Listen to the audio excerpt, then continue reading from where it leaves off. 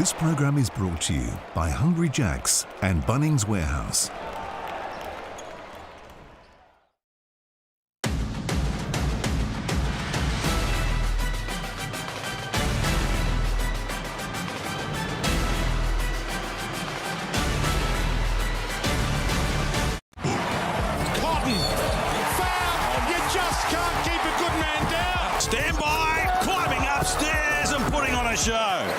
Started tonight with Harvey out.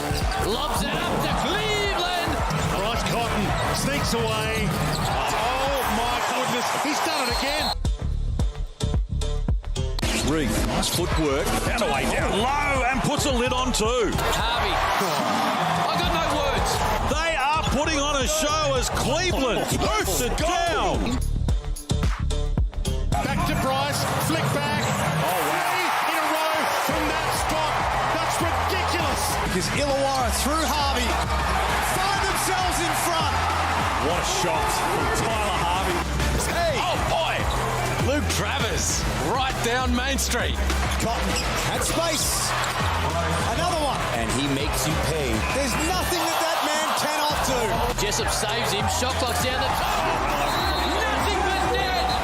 Here's Travers from the corner. Got it. Here's Cotton. Foul. Three ball goes down. He's got no choice. Got it! Baton Mace and all day. And all day. And in the end, bottom of the net. Cotton for the win. Oh my goodness. A 4-point play to win the game. Well, the Perth Wildcats have played NBL finals for the past 35 seasons, but a 36th appearance hangs in the balance for a team without one of its biggest stars, Vic Law. Tonight, the Wildcats host the Illawarra Hawks, who can secure third spot going into the playoffs with a rare win in the Wild West. It's the showdown with massive playoff implications as we welcome you to RAC Arena in Perth for the continuation of round 21 of the Hungry Jacks NBL. This really has it all between these teams. Brian Gorgin in game number 800 and the Hawks third on the ladder, looking to shore that position up here with their 18th win. The Wildcats with Tasmania breathing down their necks. Pete Hooley, Leonard Copeland are with me for this one. We've been waiting a long time and it's finally here. Have we what, Case? I'm so excited for this. The popcorn is ready. This sets up for the weekend, really. I mean, if the Illawarra Hawks can get a job done out west against Perth, then all the scenarios come into play. And at Perth, it's really simple. Win this and you're all good to go. Injured Vic Law, syndesmosis injury in the last game, so he won't play again this season. And the DoorDash starting five for Perth used the code DASH2LA to win a trip to see the Lakers play in LA. And Cotton, Norton, Fraser, Blanchfield and Matty Hodgson into the starting five. I don't know how you can replace Vic Law, though. You can't. But you know what? You never underestimate the wounded cat, because that Red Army will have these guys fired up today. Cotton will play well. Fraser has to pick his game up. Blanchfield shoot the ball well. These guys will certainly be ready to play tonight. Bryce Cotton has done it all again this season. One of the favourites for the MVP, leading the league in scoring at 22 a game, top 10 with assists, 5 a game, 6th in steals. He's hit 83 threes at 37%. I'm expecting Bryce Cotton to have a big game, and I'm expecting him to get his teammates involved early, because the Hawks are going to put a lot of emphasis on him. You have to. I mean, we know how great he is, and he can carry teams. He can carry the Wildcats to wins. He's done it for his whole time he's been there, but he's going to need Blanchfield to hit some shots. He's going to need Michael Fraser to hit some shots to take a little bit of pressure off him and let him get into and show his greatness. And as you said, Coach, you can never write off Perth at any moment. It doesn't matter who's out there. When they have the Wildcat jersey on, playing at home in front of the Red Army, they're always close to a win. Perth, the only team Illawarra hasn't beaten this season. We take a look at their starting five thanks to DoorDash, and it is a very consistent lineup. This starting five is the 24th time together that they have started the most any team in the league. And there's a lot of offense on that team, but the number one player is Cleveland. That guy, if he's going, then the Hawks are going. And he's the best defensive player in the league, I think. Oh, hello. Uh-huh. Yes. I'm with you. I there's a couple, but I think he's the best defensive player in the league. And I think if he's going, the Hawks are going. Well, he's going to have a big test, isn't he? He's going to be the one that you think goes to Bryce Cotton. But I'm really interested at the start Michael Fraser gets off. He's got the confidence now, and really, he's got no other choice. He's going to have to be kind of playing like the way that he did last week and step into that import role with no Vic Law. Cleveland, Illy and Xavier Cooks, the three in the running for Defensive Player of the Year. Lenard's going with Cleveland, and we get underway here. And it is the Illawarra Hawks in white to the left of your screen who've controlled the tip. Reith gets it down low. Vic Law's dominated the Hawks statistically in the two games that they played so far, and a heavy fall there. Hodgson, who picks himself up and just marches back up the floor.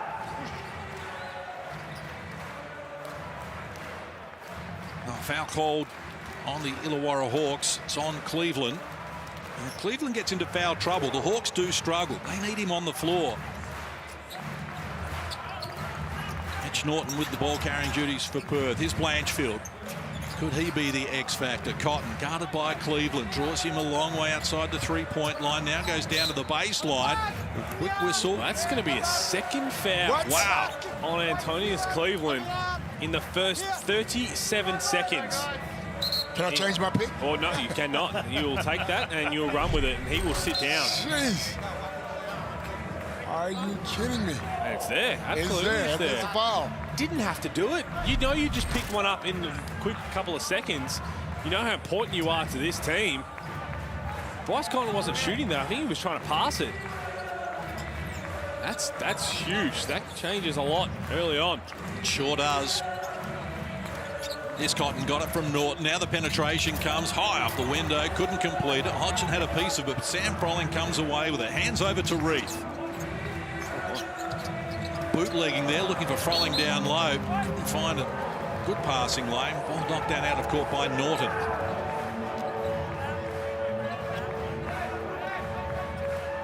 I think I'm still in shock. Your pick or the fouls? Both. Get Xavier Rattan-Mays in. They don't lose a lot in terms of quality, but they do lose that defensive specialist. Well, and the spark. It's what he changed their season. Antonius Cleveland. To what Reith, that is tough. He'll have to get to that spot to fade away. But when they were struggling, his defensive efforts to get out in transition and spark the offense, it was him who really turned their season around. We've got enough other pieces to tick the scoreboard over. Here's Norton, found a penetration, layup for Mitch Norton, open scoring for the Perth Wildcats. So that will settle the nerves. Both teams on the board here inside 90 seconds. Rattan-Mays works to an opening and fires. It's off the mark. Good work from Sam Froling and reaching in over the back there of Blanchfield to get them another look, and Tyler Harvey opens his scoring account from deep. Well, he's been playing well as of late. Tyler Harvey found his groove, and they're going to need that getting into finals. He's had problems from deep, just 1 of 9 from three-point territory and 3 of 11 in the 2 games against Perth. So combined 4 of 20. You like seeing that one go through the net. And Sam Froling influential here early, 3 boards. As Harvey works it to Reith. Working against Blanchfield. Double team arrives. They get it to Mays. Skip pass outside. Now chance for Jessup. The left-hander fires. That's off the mark. Sam Froling, rebound number 4. Wildcats have 1 rebound as a team at the moment. Froling has all 4 for the Hawks. As Harvey works on Frazier. Step back 3. This time off the front of the rim. Blanchfield puts a stop to it. So Hawks on top early here. 2.5 minutes played in the opening quarter. 3rd spot on the line. Blanchfield working on Froling. Now Reith takes over. Got it off quickly but unsuccessfully. And Harvey got numbers in support. Rattan-Mays against Cotton. Backing his way down. Now Reith against Blanchfield. Hands over. Decide to fire the 3. And we know he's been good all season, Copes. He's actually leading the league in three-point percentage. And that's why he has come up with the goods there. And he knew that because there was plenty of opportunity to hand that off to Tyler Harvey. He wanted to shoot that ball. 34 threes at 42%. Wow. To up Reith. Also been productive in other areas. Here's Hodgson working against Rattan-Mays in a mismatch. Tried to spoon feed Norton. Ball knocked down out of court. Expecting Luke Travers to have a bit of an imprint on this game. no Vic Law. He can play any position on the floor.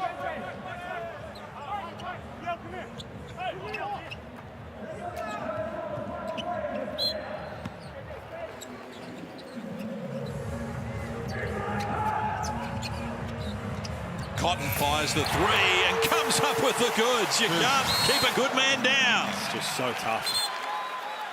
A whole lot more than that from Justinian Jessup.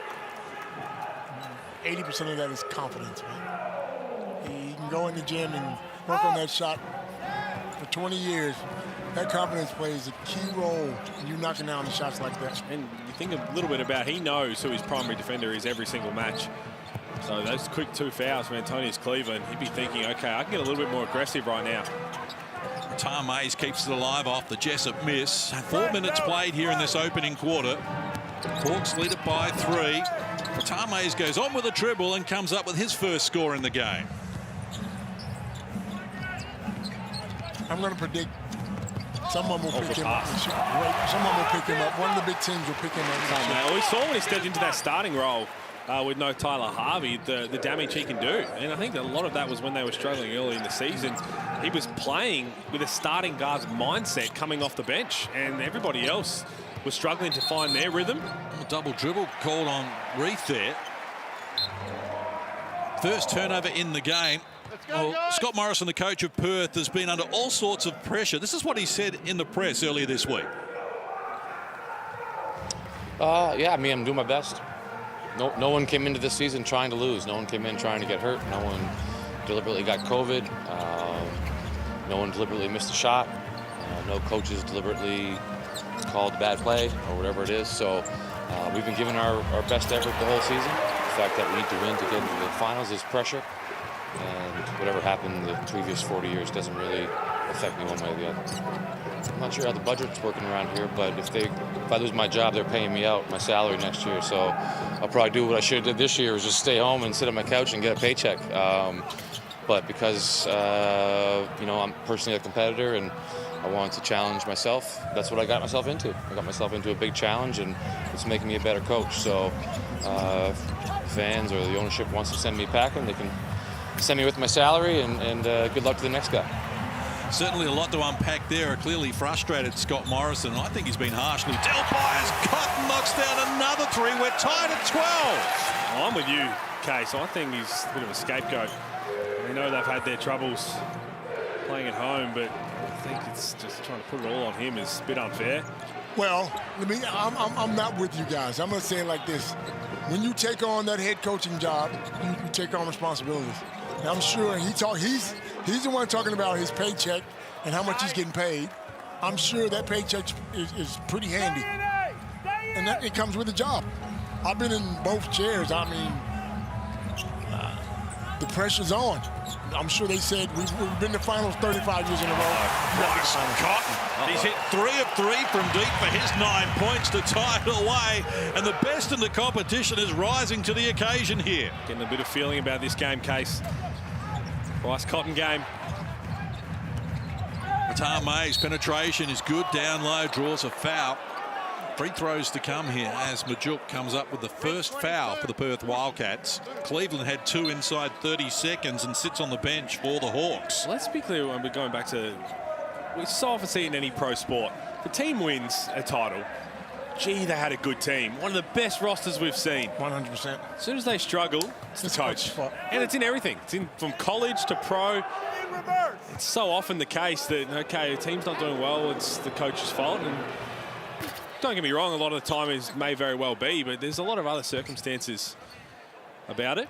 And it's not on the car. You're right. It's as a player, as a professional player, you're on the floor. You're the one that's putting the ball in the hole. And we get that. I mean, back in our day, there was a big story about Lindsey Gaze must go. We were 3-9, and we went on a 15-game winning streak. No El Copeland must go. Of course. No, it was all about Lindsey. He can't coach. You're right. It's not on the coach, but because he's in charge of the helm, then they're going to look at him. No doubt. The dollar stops with who brought up the money factor. That's the part that the regular fan in the stands don't understand. They're not, there's no such thing as a regular fan with the Red Army. Okay, there you go. They're as passionate as they come, and I'm sure as soon as that offer came over to Scott Morrison, the history with Perth is the history with Perth. You got to win. You have to win, or you're out the door. Signing up for. Well, the man who knows more about that than anyone is Damien Martin. He joins us for the first time. Damo, welcome to you. Yeah, thanks for having me on, and it was great to see the Red Army give the ovation that Brian Goorjian deserves in his 800th. They gave him a standing ovation at 69% win rate. That's just incredible, and obviously that final streak that he's got as well is one to be proud of. I just wanted to mention something quickly. A common theme throughout the season is Bryce Cotton going to the bench, getting subbed out after about 3.5, 4 minutes in the first quarter. I haven't been a fan of that. Instead, tonight they went to Mitch Norton. They subbed Norto out first, and Bryce looked over, got a thumbs up from Scott Morrison, and off the back of 3 consecutive threes, they finally subbed him out after 7 minutes. I love seeing him given time to find his feet, find his rhythm, find his groove in the first quarter. Absolutely. Well, I think he can play 40. Oh, absolutely. I mean, it's hard you want him to do that, but the way the teams try and defend him to tire him down, him to keep his legs underneath him. But this is a chance for Michael Frazier to start to find some groove. Couldn't finish it. Hodgson had it, knocked it out of his hands, but it's going to be a Perth ball here. Let's be honest, with no Vic Law, Bryce Cotton can really, once he feels good on the bench, he's got a bit of wind back. He's got to tap Scott Morrison on the shoulder, say, I'm ready to go. Get me back in there. Got no fouls. I've had my little bit of a rest. I'm ready to go. Rest. 40-minute game? Come on, fellas. There is Vic Leave him Law. on the floor. Let's give a big shout out to Vic Law, because it's a horrible thing. He's an all-NBL player. He's been awesome the 2 years he's been in the league, and he had the injury that ended his season in the Brisbane Bullets. And again, he's just been a dominant force this season. Once again. Only played the 16 games last season with Brisbane and averaged 19 and 9. And this season with Perth, averaging 20 points, 8 rebounds, 3rd in scoring, 5th in rebounds, top 6 in block shots, 48% from the field, and he's hit 44 threes at 34%. He's a hard player to replace. And as I mentioned, the 2 games against the Hawks, he's torched them for 24 and 8 and 22 and 7, and he's dominated Reith and Sam Froling, who just didn't have an answer. They would have been thrilled that he was out, and that's a nice finish there from White as the Hawks edge out with Emmett Nah to a 5-point buffer here. Well, early minutes here for Emmett Nah with those fouls for Cleveland, and Cleveland's back in the game. I like seeing Emmett Nah on that floor, though, because you know what he does? He gets everyone involved. He's not looking to take a shot. He wants to get you involved in the game. Can he lead the NCAAs in assists? Yeah, absolutely. And you got a feeling that in a game like this, there's going to be a couple of big plays from Jesse Wagstaff, both today and on Sunday, whether it's an offensive rebound, a 3, or taking a charge. Sam Froling continues his good start. Brian Goorjian did flag that he would be going to the bench a little more now as he tries to get his players some rest, knowing that they're locked in a playoff spot. But right now, as I mentioned, I think in some ways, it's not really going to bother them whether it's 3rd or 4th, and in fact, they may prefer to finish 4th as Perth keep on coming here. They've hit 5 of 8 threes, and they've hit 3 of 8 inside the 3-point line.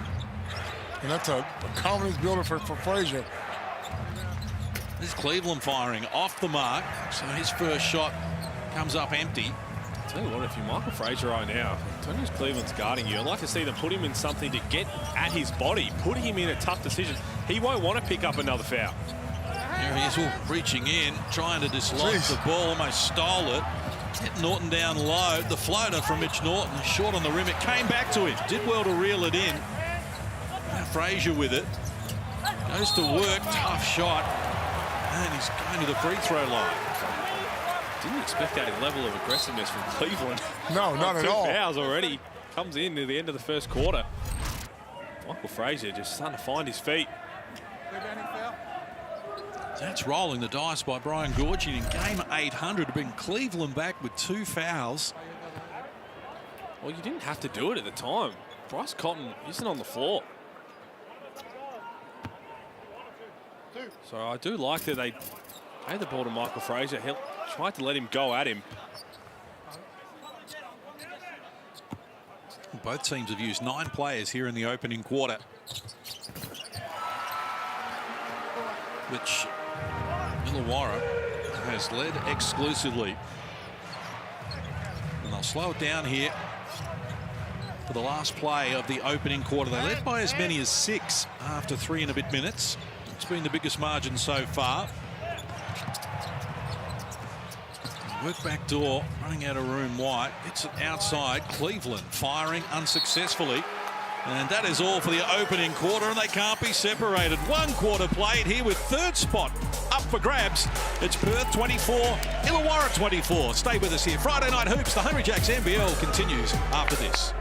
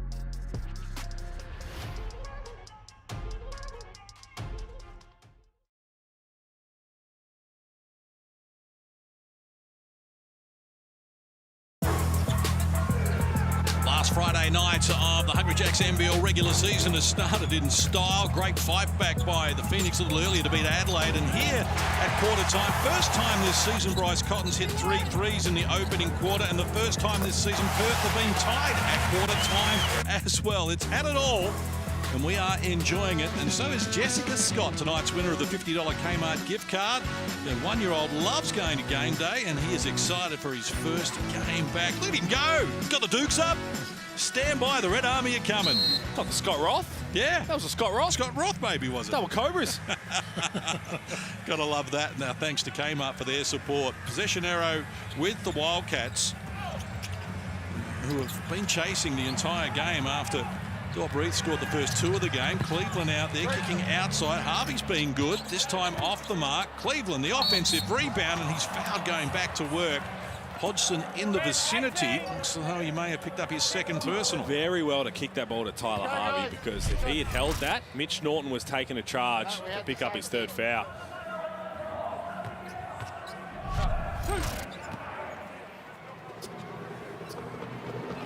So Cleveland to the free throw line. He gets there more than any other player for the Hawks. 71 of 102 coming into this game at 70%.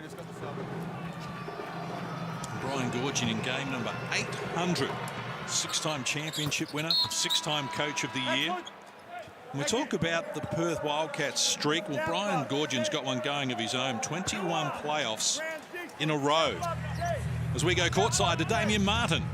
And speaking of Brian Gorgian, I listened in at the quarter time break, and it was all about the 3-pointers they've given up. He went through all 5 and 1, 2, 3, 4, 5. And when he showed his 5 fingers, oh, it made me feel not as bad about myself. His fingers are as messed up as mine, but they do not want to give any more looks to the Wildcats, in particular, Jesse Wagstaff. They are some scary fingers. Have you seen them? I'm on the train with that. No. Oh, no, Brian Gorgian, absolutely.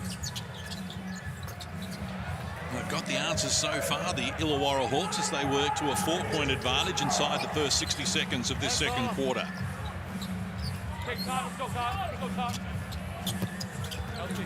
Seven scorers already for the Hawks as Fraser works inside Cleveland. Just used the body nicely, created room for the shot. Majuk kept it alive with the offensive rebound and the putback. Come up with the goods. Good effort from Majuk on the glass. Good patience. Reith, 7 points on 3 of 3 shooting, has been busy. So too this man, Sam Froling, with the left hand. Marches down low to add to his tally. 4 points, 5 boards for Sam Froling. Great move. Go fake, pass, drive to the left, lay it up. Majuk once more. Well, the pass is a poor one, telegraphed, cut out by Tyler Harvey. He's ready to go from deep once more. This time can't convert. Travers snatches the rebound. Hawks by 4. Mitch Norton takes over. Look for penetration. Wow. Oh, great hands there from Cleveland. Goes unwhistled. Sam Froling for Jessup. Lob pass back to Froling. In traffic, was patient and came up with a finish. The Hawks lead by 6. Explain Cleveland to me, please. Well, he had a few words to say to the bench as well, and it's great hands in the end. It might have got a little bit of contact after, but still. On 2 fouls, playing more aggressive now than you were when you had no fouls. Well, it is a bold strategy. The referee's still discussing it.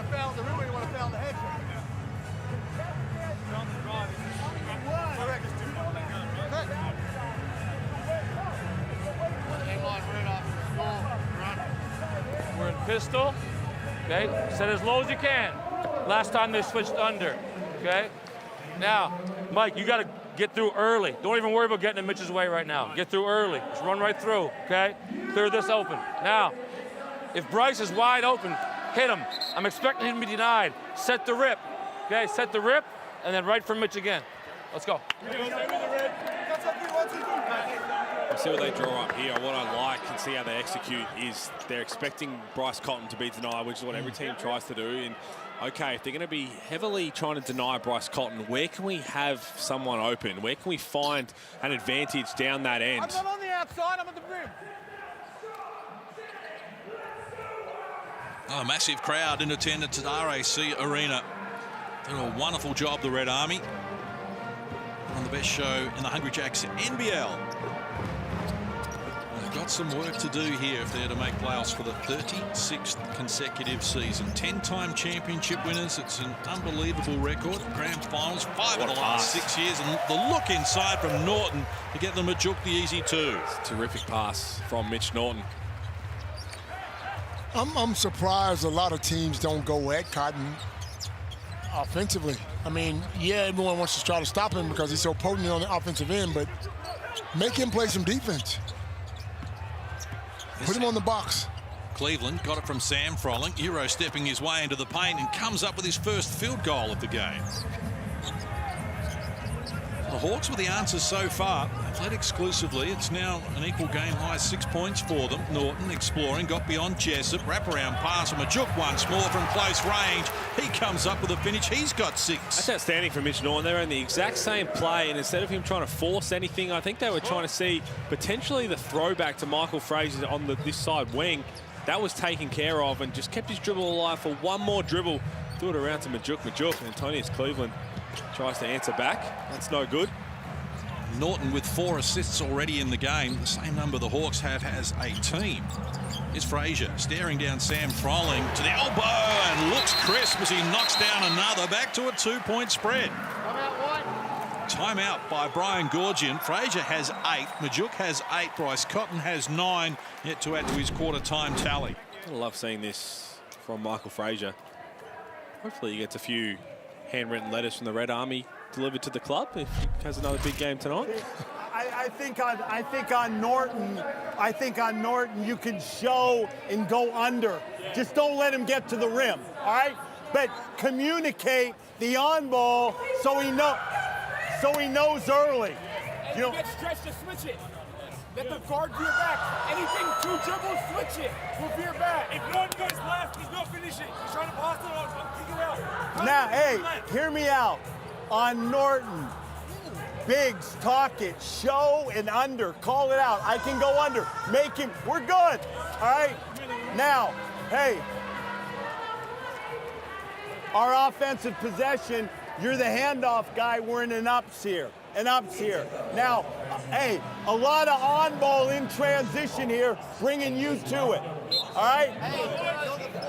So here If Brian we Gorgon. don't see 5, if I call for it, hey, if So you're the way the they're top trying to guy, defend Mitch you Norton, guys and we go see it so around, often, hey, everyone wants to go under. You want to ball tempt him out. to shoot the 3, but so often they try and get the bigs to squeeze up on the guy who's screening and then go underneath. The problem with that is he's such an aggressive driver when he sees that. So he gets ahead of steam, tries to get to his right hand, and he so often gets layups. So still want to keep the show to make him take a couple of dribbles backwards, let the defender get underneath the screener and then try and get back in front of Mitch Norton, because that is the problem. If you try and go under both, he'll just turn the corner and he gets some wide open layups. Even layup, not even layup. Sometimes he gets so deep that he drops it off to a big who's standing there trying to help. Exactly right.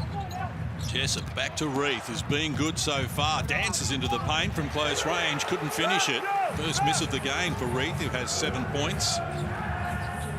White onto the deck now for the Wildcats, feeds Cotton. Got some space away from Reith, short arm, but went after his own rebound and cleans up his own mess. He's into double figures. 11 in the game now for Bryce Cotton. Bryce Cotton game we wanted to see. 4 minutes played in the second. He's halfway to his season average of 22, which is the best in the competition. Tom Mays, wraparound pass, Reith. Knocks down another triple, 2 of 2 from deep. He's into double figures. How good is he from that three-point line? Just looks natural, doesn't it? Well, he's good overall. He just had that little bit of a down patch when the Hawks were struggling, which he kind of went into his shell. I think they started to realise how important he is on both ends, and they try to get him involved to make sure he can have that impact. White open in the corner, comes up with a triple. That's 6 threes already in the game at 60% from Perth. That's what I spoke about off the top of, yes, Bryce Cotton's going to have his game, but other guys have to make shots. Okay, Kevin White's here one, he hits another one. All of a sudden, you've got to take another step towards him, give more space for Bryce Cotton to work with. Tom Mays left open, fires over Majuk, took full toll there. 6 points in the game now for him, along with 2 assists. And the Hawks by 2. Already in the game with 10 points, Diop Reith has more points in this game than he had in the 2 previous games against Perth combined when Vic Law was there. And Majook's leading them a merry dance at the moment, 10 on 5 of 5 shooting. With 5 rebounds. X factor. In the absence of Law, we wondered who was going to step up, and it seems it's being done by committee at the moment. He has to guard Ratam Mays here. Couldn't do it successfully. Loose ball came to Kevin White. So a chance for Perth here to poke their noses in front for the first time in the game. And the pressure from Jessup, ball knocked down out of court. Here is Diop Reith, just a simple pick and pop. The way they're playing that drops coverage, Majuk going back. He was 3 of 19 from the field, Reith, in the 2 games against the Hawks when Vic Law was there. He's 4 of 5 tonight, including 2 of 2 from deep. 10 points. But we're tied at 39, and Jesse Wagstaff from the 3-point line comes up empty. Tom Mays. That's it to Cleveland. His penetration was good. Finish, though, just eluded him. Now Frazier, foot on the accelerator. Reith on the retreat, gets down low, couldn't finish it. It's going to be a foul on top Blanchfield.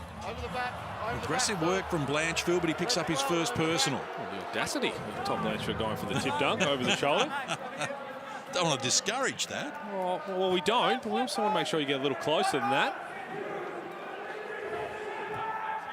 Down there, both teams are fighting.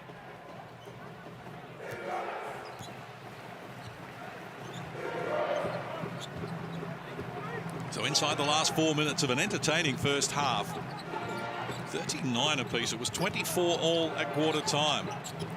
This is Harvey, lost the handle, got it to Reith, confronted by Wagstaff, spins back to the right hand, drops another 2. He's got an even dozen to lead all scorers. It's so tough. It's got a really good touch. What I love about him is he just loves to put the ball on the floor as well. It's a quick little step back, Little turnaround in the post. Cotton goes to work. Tip in from Travers, wouldn't tumble. Rattan Mays blindsided there, was good enough to get out of a sticky situation. Might have got away with one there. Just pushing Cotton off. Contact, no whistle. Harvey, the 3-ball, all the bottom of the net. Now they've got 6 threes and a 5-point buffer. We're going to get a flop warning here on Bryce Cotton. Bryce, I can ask for feedback. Referee just trying to chase down Bryce Cotton to give him a flop warning. Trying to chase him down. Have another look at it here, Rattan. It's what you called for, Copes. And every time. Why not? If they come to double and you swing that ball, somebody's open. So they told him that they should just call a technical foul for that. They won't. They've given him the warning, and he was trying to do what we're so often taught is you take the first one through the chest, the second bump, then go down. But Rattan Mays was going towards the free throw line, not towards the basket. In the end, it was an easy flop call, but from the referee there, okay, I'm probably just turning around, making it clear. I'm not going to chase him down in front of the Red Army to let them know that I've given the reigning MVP a flop warning. It's going to make me an enemy for the rest of the game. Well, that's just too bad. He's doing his job. You would chicken out, wouldn't you?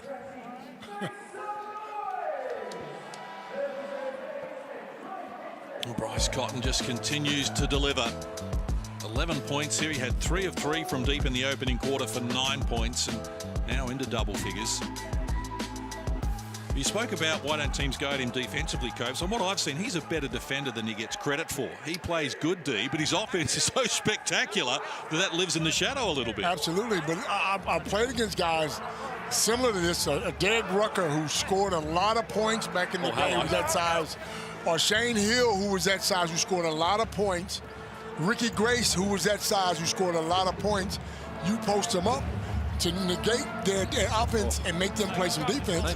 They forget they start worrying about trying to guard you rather than you guarding them all night. Okay, so I'm not a genius, but that sounded to me like he just named some players that don't play defense. That's what I was like. They play D. That's what it sounded like. They can't even respond.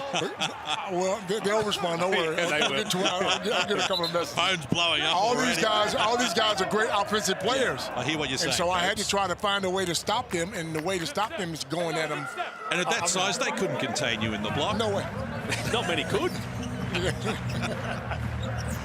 Hawks by 5 inside the last 3 minutes of an entertaining first half. Wagstaff needs to get involved. Just the one field goal for him so far. Cotton's been the man working on Isaac White. Big ass. White couldn't contain him. Another 2 for Bryce Cotton. That's tough.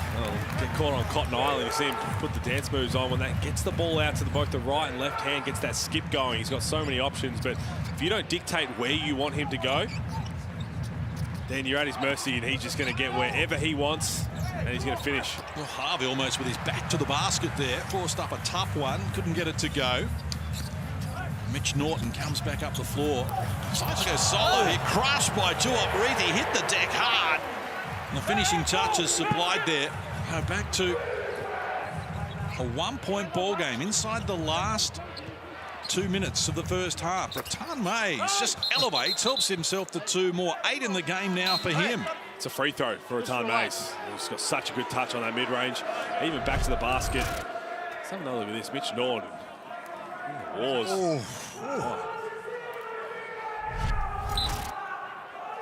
He's a warrior. Isn't he? I mean, you remember last year in the finals, no Bryce Cotton, and he played on one leg. Just gutted it out. Spoke to Mitch in Adelaide after he'd missed a few games, and he actually had a broken nose and also some stitches in his eye. He said, I've got more stitches in my eye than games I've played this year. He said, it's not fair. He seems to be on the receiving end more often than not. Such a tough competitor. But Illawarra doing it the way they'd like at the moment. Rattan Mays penetrates, kicks outside. This is White firing unsuccessfully, and Cotton gets after the rebound. A high-quality affair. Hawks at 50%. Perth 46. Cleveland the rebound. Quick outlet pass for Isaac White, who rushes up the floor and comes up with his first score in the game. Great pass. To a 5-point edge now for the Hawks. Cotton against Rattan Mays. Inside the last 60 seconds of the first half. Travers working baseline, ran out of real estate. Wagstaff puts it on the deck, got past Rattan Mays, worked around. Froling couldn't finish it. Disappointed he didn't make that fit as Cleveland works into the paint. Couldn't finish it initially. Gets after his own rebound. Wow. This guy's playing on the razor's edge, isn't he? Well, I love him, but geez, 2 fouls. what might have saved him is that he was kind of fading away from the hoop rather than going straight over the front of the rim. Because Mitch Norton was always going to try and take a charge on that play. And he's got through the rest of this half, or up to this point, so just want to get to the halftime break with those 2 fouls and then pick your aggressiveness up in the third quarter. The same thing though by working me. No, but he went down again. No, he went down. Okay. What did you think that was? Brian Goorjian and Chris Reed, 2 of the veterans. Animated conversation, so it's a game-high 7-point lead here now for the Hawks, who get to the half-century before Bryce Cotton adds another 2 to his tally now with 15.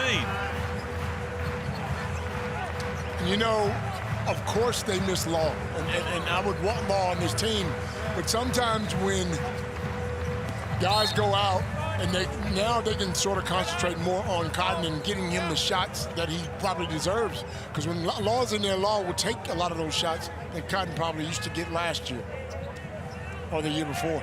15 points, Bryce Cotton, 6 of 10 from the field, yet to go to the free throw line.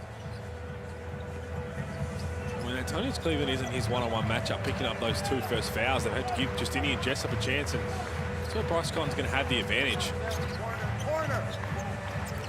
Ratan Mays with it. Shot clock at 2. Needs to get busy. Great job. Mitch Norton, and an offensive foul is called on Ratan Mays. He was always going to get one, wasn't he? He was. Brian Goorjian was asking about it.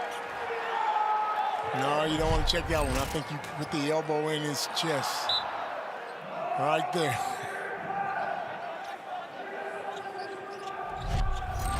Great defensive play from Mitch Norton. So the Wildcats with an opportunity here just to edge a little closer as we head toward halftime.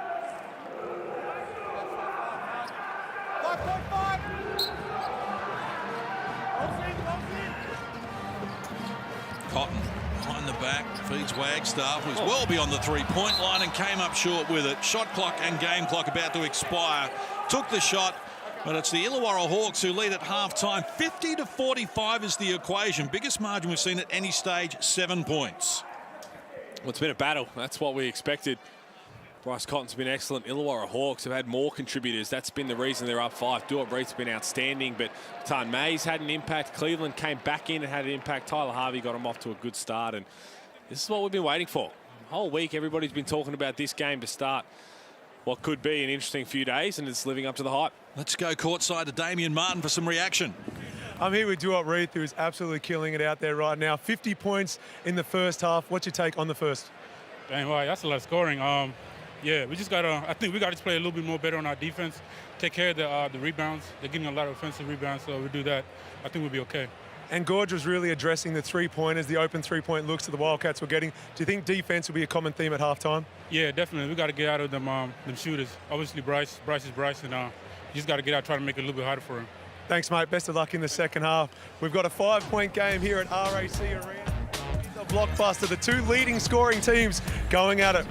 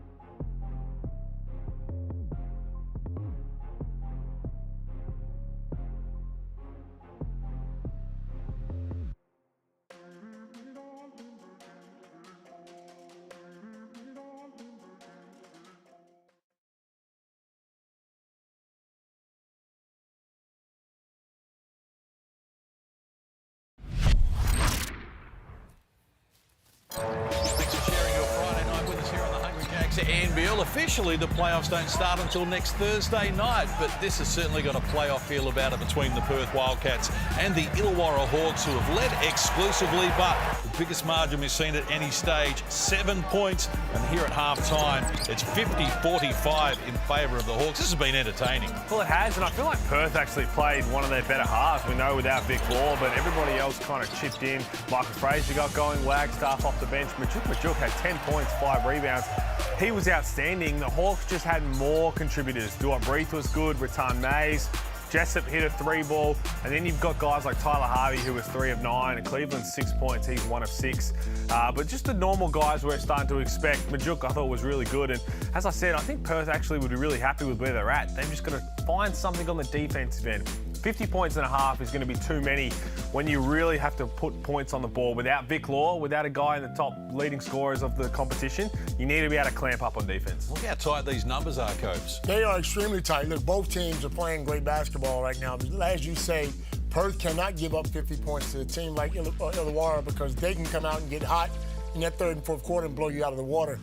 But the good thing is you got guys like Majuk and Fraser who've come in and contributed and helped Cotton out. And despite how tight it is and how intense it is, just 3 turnovers, 2 for the Hawks, 1 for Perth. They've done an outstanding job, and Bryce Cotton has really lifted to the occasion as well. It was dynamite in the opening quarter. He was 3 of 3 from long range for his 9 points. He added another 6 in the second to have 15. And look at the coverage on him, and he's still coming up with the goods to lead all scorers. I mean, this is what we expect, and make no mistake, he knew as soon as Cleveland picked up his second foul, things were going to start to roll a little bit for him. He didn't have the primary defender on him. He could create space. He could get mismatches. He could hunt out the matchup he wanted. It was Jessup for a while. As Isaac White got caught on him, that's where Bryce Cotton started to get rolling. So those 2 fouls from Cleveland, they were really detrimental to the Hawks, as we would expect. Perth legend Damian Martin is courtside for us tonight. 7 times the scores have been level, but Perth haven't been able to get in front, Damo. I think the balloon is getting bigger and bigger. When the Wildcats, if they do hit the front, the players will go off. You're exactly right. It's incredible. I'm watching the game live thinking this is actually a higher level of skill the Wildcats are playing at than I've seen in weeks, even though they're down on the scoreboard. Such is the quality that the Hawks are playing at right now. And it's a number of factors, a number of changes that both teams are probably addressing right now, because simply put, 50 points given up by the Wildcats and 45 by the Hawks. Hopefully both coaches are in there right now addressing the defense. And you saw the highlights package then of Bryce Cotton sagging off him to go and help. That's a no-no.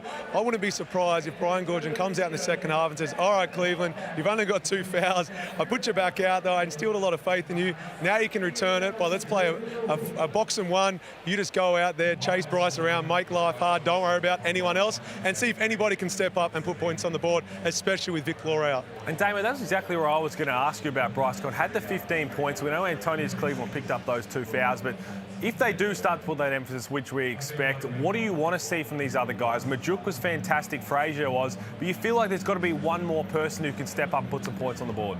Yeah, exactly right. They were at their best when they got back into the pick and roll. They were moving the ball. Nordo in a pick and roll with Majuk. Majuk was causing headaches. Go back to the well. Keep punishing them until Illawarra makes some changes. The ball movement has to be a little bit crisper. Get it from one side to the other. Make the Hawks play some defense. Then late in the shot clock, if they've got nothing, give it to your superstar in Bryce Cotton. I think the Wildcats fell in love with the 3-point shot after they hit 5 of 8 in the first quarter. There probably were some bad looks in the second. Let's get the ball back into the big guys. Damo Reith has been fantastic for Illawarra. He's 12 points, 5 for 6 from the field, and shooting threes. How do you stop him? Who contains him for the Perth Wildcats? You're exactly right. He's a superstar. He's an NBA quality type of player that I'm so fortunate to see with my own eyes tonight. And he can do a little bit of everything, like you mentioned. When he goes to post up, I'd be tempted to force him baseline and send a double team early. You force him baseline, it limits his options with that scoop pass to the weak side offensive shooter. Does he have that in his repertoire? Let's find out.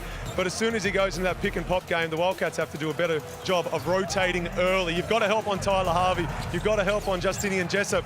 But as soon as they pick up the dribble, there should be a big man already pre-rotating to make sure if Duop gets it, he better put the ball on the floor instead of catch and shoot. Hawks have 8 scorers so far, the Perth Wildcats at 6. Appreciate your input there, Damo. Look forward to hearing more from you during the second half. But right now, it's the Hawks on top by 5. 50-45 is the equation. So much on the line. Third spot up for grabs. Stick around here in the Hungry Jacks NBL. We've got the second half from RAC Arena right after this.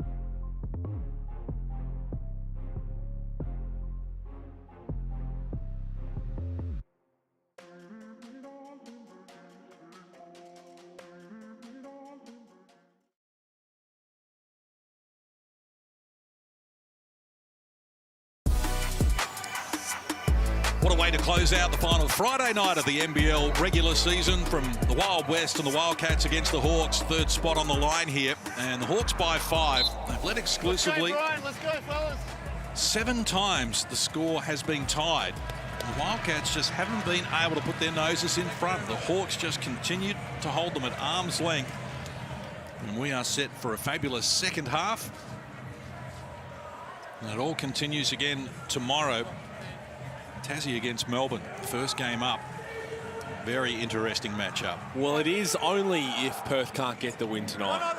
So that'll be interesting, because it is, if Perth managed to get this win, there'll be a few young guys getting a few more extended minutes tomorrow night from Melbourne United with top spots sewn up. No Matthew Dellavedova nor Dave Barlow. We're back underway in Perth. Hawks with a possession arrow, a 5-point edge. Reed double team straight away. Jessup, Harvey, good hustle D there from Perth. Made it tough, but Harvey, equal to the challenge, comes up with his 4th 3 of the game. 4 of 7 for Tyler Harvey. Starting to find his stroke towards the back end of this season. He has been quiet against him as well. 4 of 20 from deep in 2 games prior to this, and he's now 4 of 7 here as Cotton takes them on. Just lost control. He gets after the loose ball rebound and makes them pay for being a little casual with it. Give Bryce Cotton too many opportunities. Wow. Oh, that man wide open. Harvey once more. This time off the mark. Hodgson had to sit a lot of the second quarter with those 2 fouls. Hands over to Cotton. His foot's on the accelerator. Beats Blanchfield, is overdue, but can't connect. So had some good looks here, the Wildcats. Unable to convert. 6 of 15 now after being 5 of 8 from deep in the opening quarter. They have to come up with a plan B at the moment. Reith shuffled the feet. Gets it outside where Harvey's operating once more. Likewise, the Hawks happy to just fire away from deep. Dodged a couple bullets. First was Justinian Jessup in transition. Then you leave Tyler Harvey. Mitch Norton just turned his head. Here is Norton at the other end with a hook shot. Mitch Norton comes up with his second field goal. Tyler Harvey's trying to close out short, which is what you want to do on Mitch Norton, but you can't give him that head of steam. Matt Hodgson had a bit of a veteran move. It was like a seal, little shepherd to help him get to his spot to get the layup. Just got to be a little smarter the way you close out to Mitch Norton.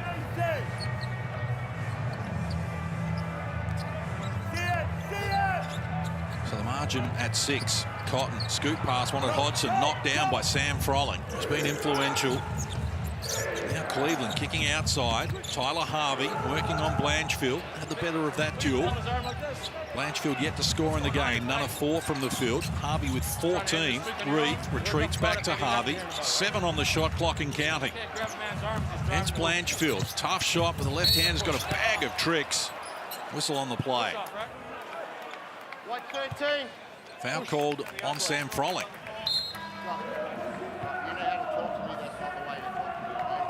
Is that a fresh little trim, Lou Travis? Would you call it that? Warning here. Warning for Scott Morrison now. Just a little trim on the sides. What do you reckon? He'd do that himself, surely. You wouldn't pay for that. I wouldn't know. I mean, what? It'd be $7.50. It'd be under $10 for that if you're going to get the little Scott Morrison technical foul now on Scott Morrison. Well, he's been chatty. That's a good one. Red ball! Red ball! Wow. Oh my God, that's the worst technical I've ever gotten in my life. I'm not talking to you, I'm talking to myself. That's the quickest way to tell the referee that. I'm just talking to myself. Yep. He's stretching the friendship there, isn't he? So the margin is 7. Almost 3 minutes played here in the third. Cotton open for the triple. Oh, rattled around, wouldn't work. And now foul's going to be called on Justinian Jessup, pushing Hodgson away as we go courtside to Damien Martin. Yeah, just hearing that little bit of banter between Scott Morrison and the referee reminded me of a time in under-18s playing for New South Wales. Our coach at the time wasn't too happy with the referees, and he said to the referee at one stage, "Can I get a tech foul for thinking something bad about you?" The ref looked at him a little shocked and said, "No," and he goes, "Good, because I think you're a this, and this." Scott just said, "Don't worry, mate, I'm not chatting to you, I'm chatting to myself," so I think I've heard it all now. Harvey harassed by Norton. Goes to Reith. It's an offensive foul going to be called on the Hawks here. Is that 3 fouls in a row? 3 fouls in a row on the Hawks? Yep. Now expect Gorgon to get up. Well, I was about to say, it almost seems like that tech was worth it. Here it comes. And sometimes when you get a technical foul as a coach. Well, that's a lot of the time when they are done on purpose from the coach, they are trying to get that little bit of momentum shift in the calls and or just spark the energy in your team. Cotton penetrating. Norton overbalanced, lost his footing, went back to Cotton. He can't connect. Loose ball. Cleveland had it. And jumping into the contest, Mitch Norton's going to be called for the foul. Second personal for him. First on Perth since half-time.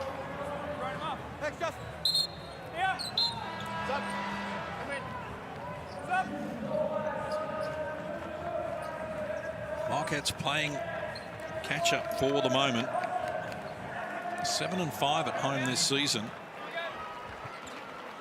9-5 on the road. Wildcats.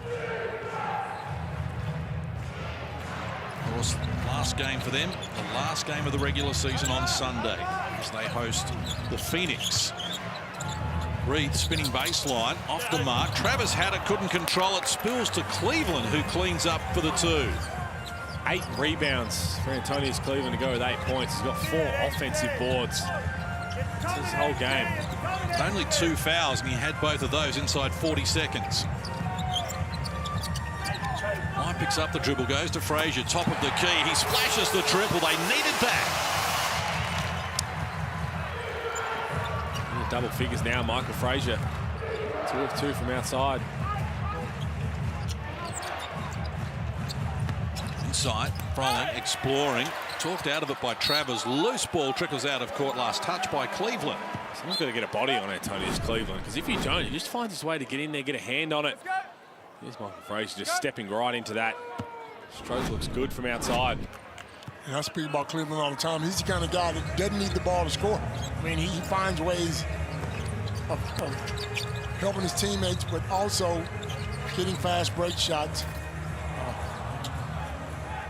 They just can't find enough contributors at the moment, the Wildcats. Travers yet to score, Hodgson yet to score, Blanchfield yet to score. And at the other end, Harvey coming up with the finish. 5 of 10 from long range, and all of a sudden, it's out to a 9-point lead. It's the Tyler Harvey, as we saw last season. Gets in that groove. And the Wildcats come up empty. 11-7 is the run since half-time in favour of the Hawks, who started with a 5-point edge. Tom Mays exploring Jessup. Got a good look at it. Off the mark. Juk got a piece of it. Frazier now cleans up for Perth. They need some offense, though.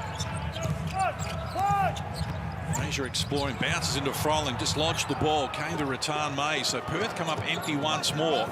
Rattan Mays saw an opening, White at his back, turned to the play, and Rattan Mays helps himself to 2. He's into double figures, and so is the lead. 4:30 left in the third, and the Wildcats have got problems. Tyler Harvey just doing his dance, little step back, loves the step back when he's going right.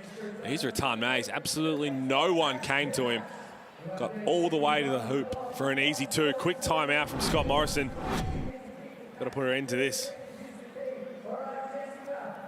And what a turnaround this has been from Tyler Harvey, who was 3 of 11 from deep the first time these teams played, and 1 of 9 from deep in the second game.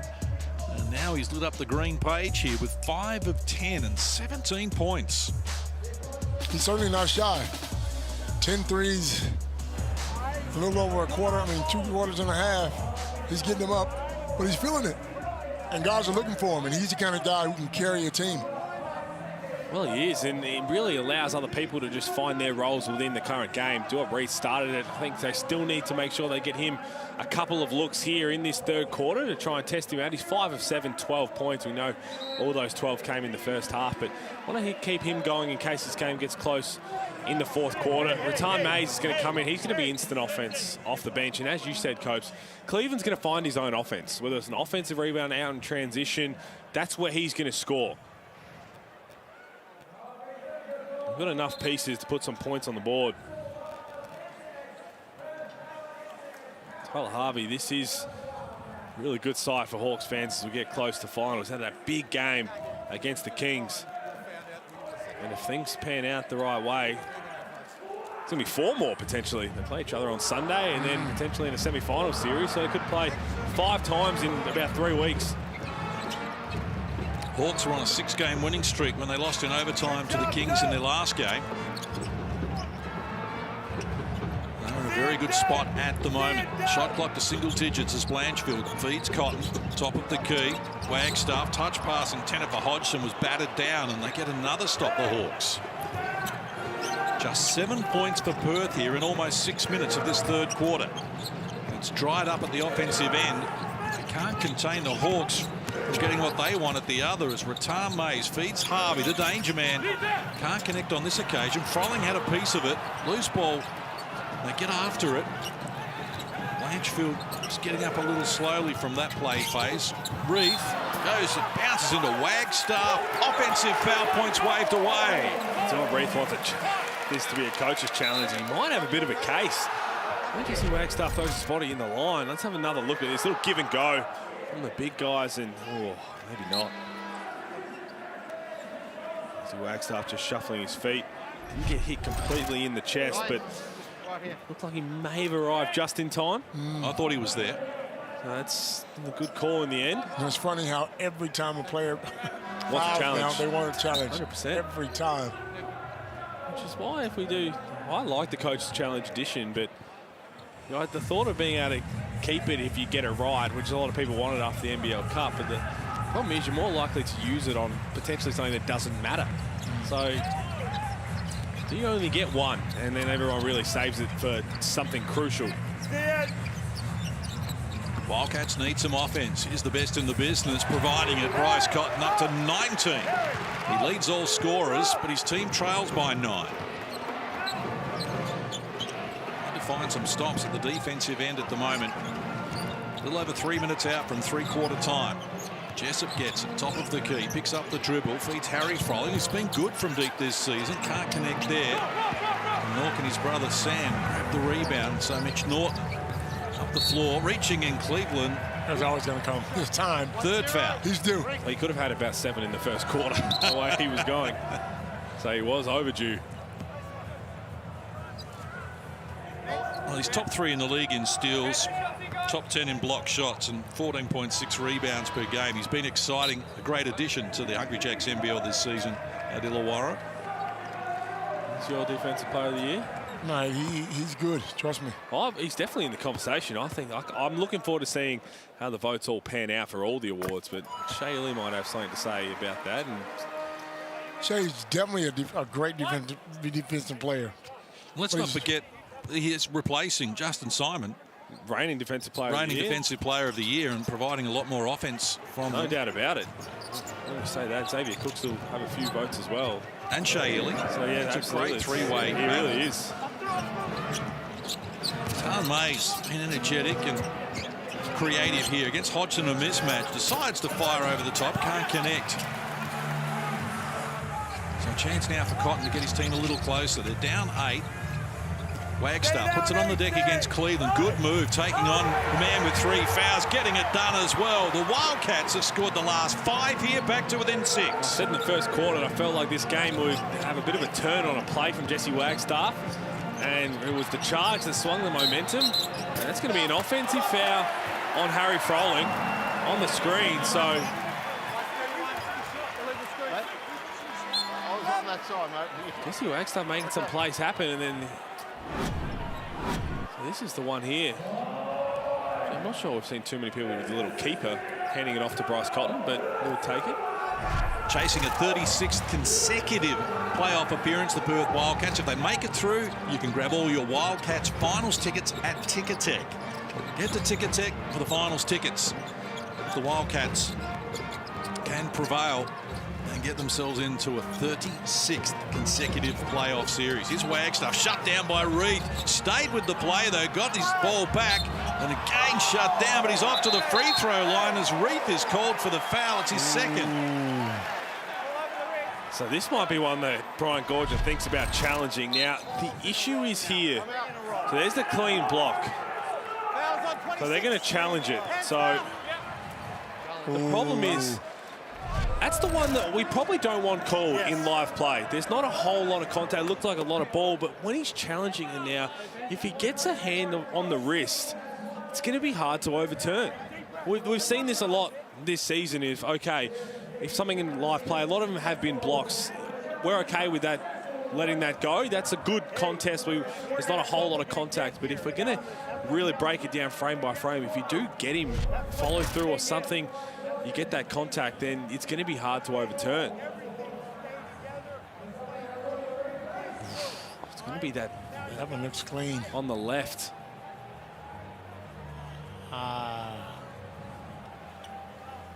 So definitely that angle on the left underneath the hoop. Definitely gets all ball first. With a little bit of follow through of the arm after, which I'd be more than happy with this being successful, but if it's not, you understand why, because they're going to slow it down and they'd zoom in. They're going to have a look. Have you got him on the wrist on the follow through? That's what's going to make that decision in the end. I think you're right, Hulls. It's better if we can, unless it's obvious, just let it play. I mean, I have a similar scenario watching soccer games. Unless the guy's a metre offside, let them play type thing, rather than, and they are getting better at that as well in their code, but certainly the coach's challenge has added a new dimension to this game. Brian Gorgian using it here in the third quarter as the Wildcats make their run. The coach's challenge is successful. The call on the floor is cancelled. There was a clean block by White 26, who were due with a jump ball in the centre circle. Illawarra retaining their coach's challenge and their timeout. Well, there you go, Brian Gorgian. And that bench won that call for them. Well, I mean, Do It Breathe knew straight away, and we could see there was all ball in that from the start, so right decision. 800th game. Of course, give him something. Getting something for it. 53! Reith wins the tip, so they'll have an opportunity here. You consider 2 free throws for Wagstaff, 89% free throw shooter. So chance at a 5-point turnaround here. As Harvey finds Reith taking on Wagstaff and elevating over the top of him for the finishing touches. So 14 in the game now for Do It Breathe. His first score since half time. Marching back to 8. Mays guarding Cotton for the moment. Hodgson back to Norton, who works pace on alley-oop play for Hodgson. He had to go and get it. Was good enough to get the finishing touches. His first score in the game. 5 assists to Mitch Norton. He's worked really well with the big fellas. Majuk in the first half and that little pass to Matt Hodgson. Just need to get some stops. Wildcats hanging tough at the moment. Been down by as many as 11. Have not led in the game, Perth. That's a travel. Cleveland travel. Bit of happy feet. Antonius Cleveland didn't know what he wanted to do with it. Just a little bit of a shuffle. And we saw in our earlier game tonight with the South East Melbourne Phoenix were down by as many as 17 in the second and third quarters and 16 in the fourth, and didn't hit the lead until the last 2 minutes of the game, and they were able to find a way to win. The Illawarra Hawks, you've had these little leads, you get it out to double figures, and there goes Mitch Norton.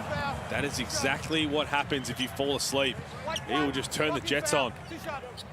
Harvey picks up his first personal. Free throws to come here for Mitch Norton. 76% free throw shooter this season. Here we go, guys. Line up, 2 shots. Just a heads-up play from Mitch Norton again. Does it so often. On the marker here, guys.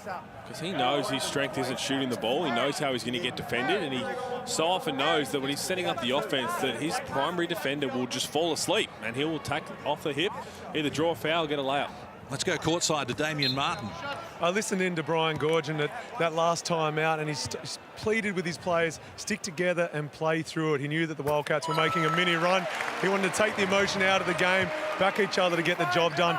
And the amount of passion and clarity he speaks with, you wouldn't know if it's his first game trying to get his first ever win or his 800th. You've got to love listening into a Gorgian timeout, the clarity, and his players just walk out going, okay, let's go get it done for him.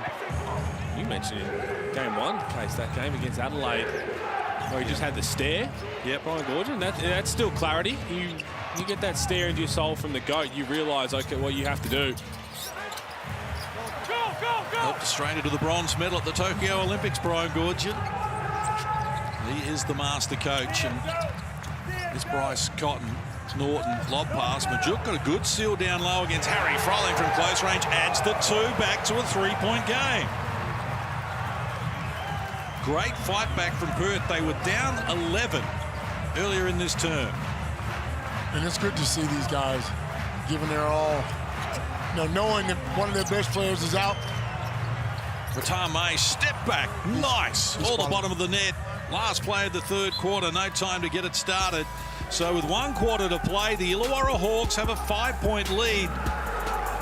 Illawarra 67, leads Perth 62 with a quarter to play in the Hungry Jacks NBL. Stay with us.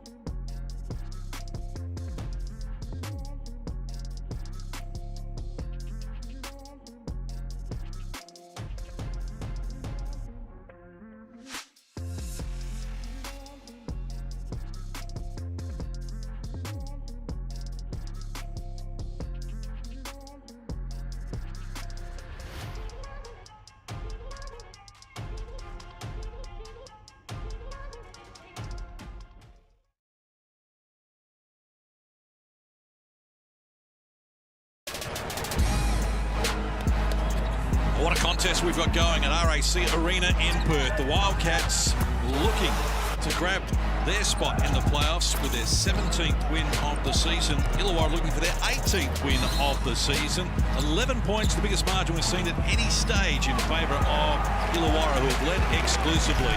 17 points apiece in the third brings us to a 67-62 scoreline. We get the fourth quarter underway. Possession arrow with the Perth Wildcats. Cotton held to just 4 points in the third. As Fraser picks up the dribble. Blanchfield, touch pass. Norton, his penetration outside Fraser. Works inside Sam Frolling. Norton gets the look, can't complete it. Majuk, the offensive rebound, may have shuffled the feet and travelled. 9 minutes and 37 seconds where everybody in the apple aisle on the edge of their seats. Tasmania's final hopes rest on this fourth quarter.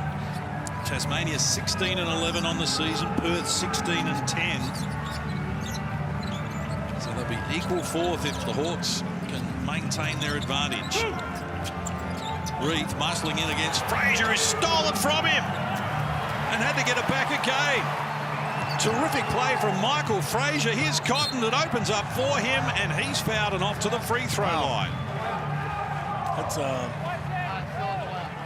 lot of contact on the other end down there.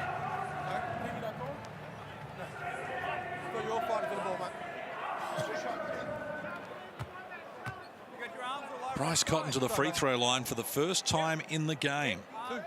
He's 127 of 139 at 91% this season.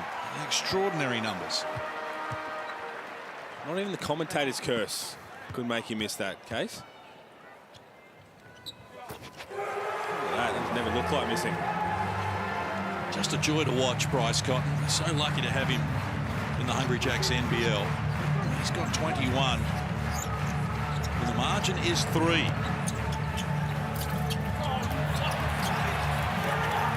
Hawks come up empty. Remind you that Perth have not led at any stage in the game. Cotton's off the mark and Jessup gets the long rebound.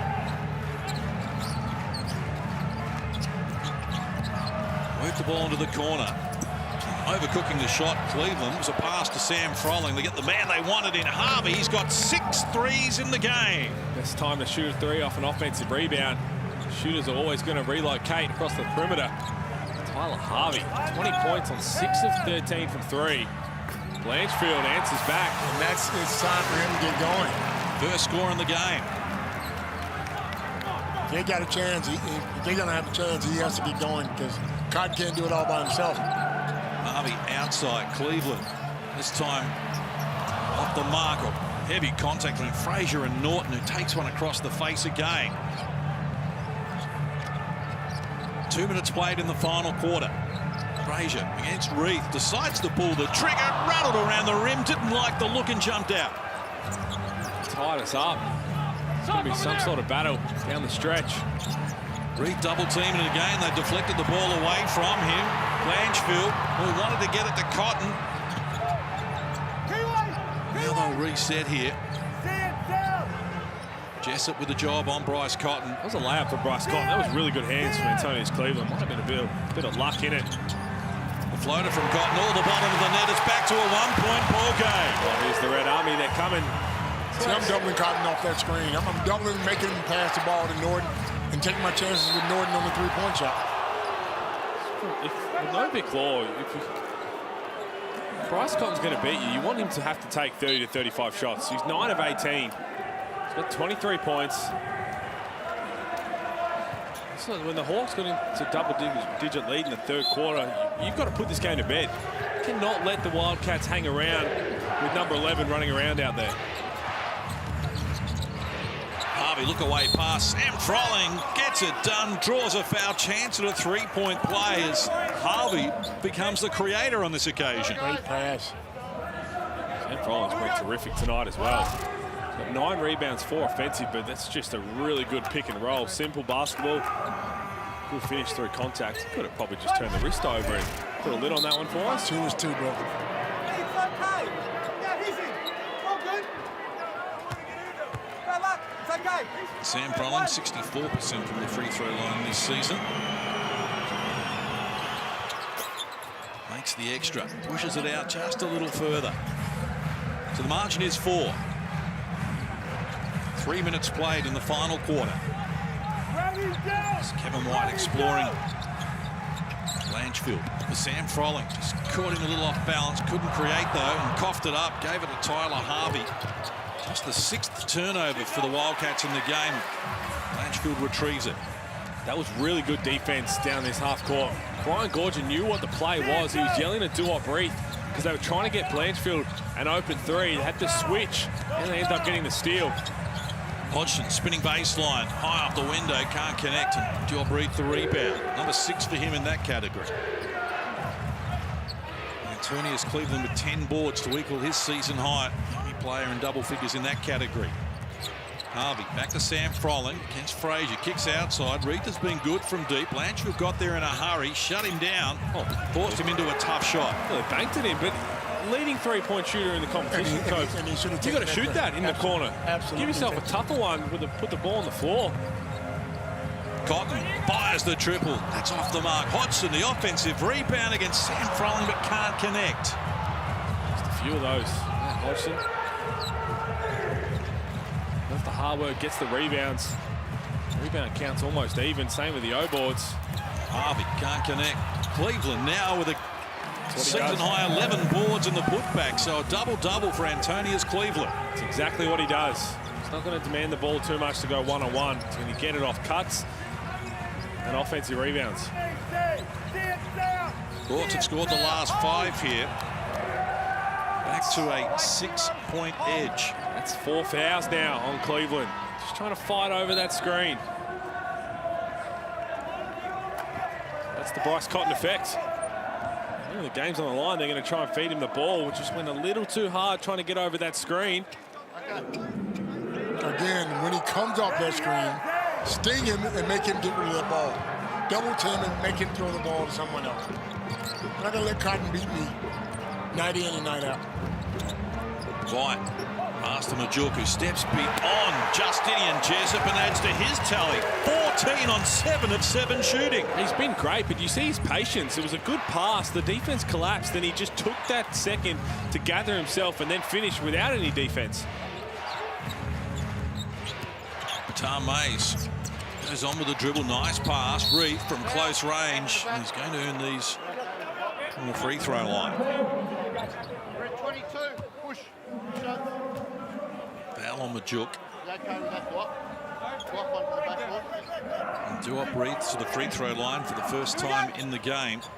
80% this season, 46-57 from the free throw line.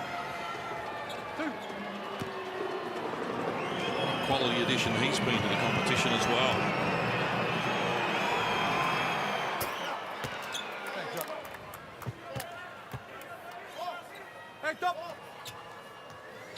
Hawks just continue to have the answers here. Well, they've been tough the whole year. And anytime you got a coach like Goorjian who's teaching you night in and night out on how to play this game, he's been around for a long time. The bigger the game, the better he coaches. As long as they big game players.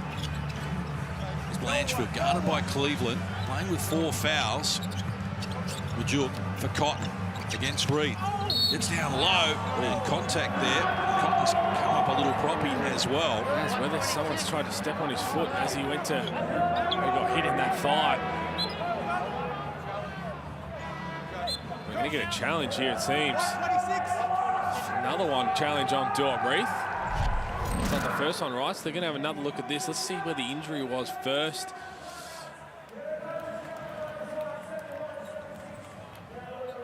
Well, that's not good.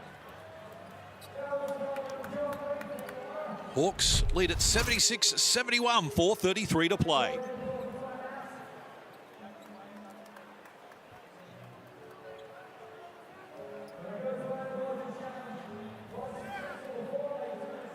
You see Vic Law in the background there.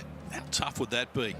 Such an important game. It's such an important part of the equation. 2 years in a row, though, Case. Yeah. You got to be thinking, I'm jinxed or something because he was just starting to fit in with these guys. And they're making a run. No doubt, it'd be a much different game if he was playing. Remembering that Brisbane only missed out by one game making the playoffs last season. And he only played 16 of the 36 games for Brisbane. So you'd say that his absence perhaps cost Brisbane a spot in the finals.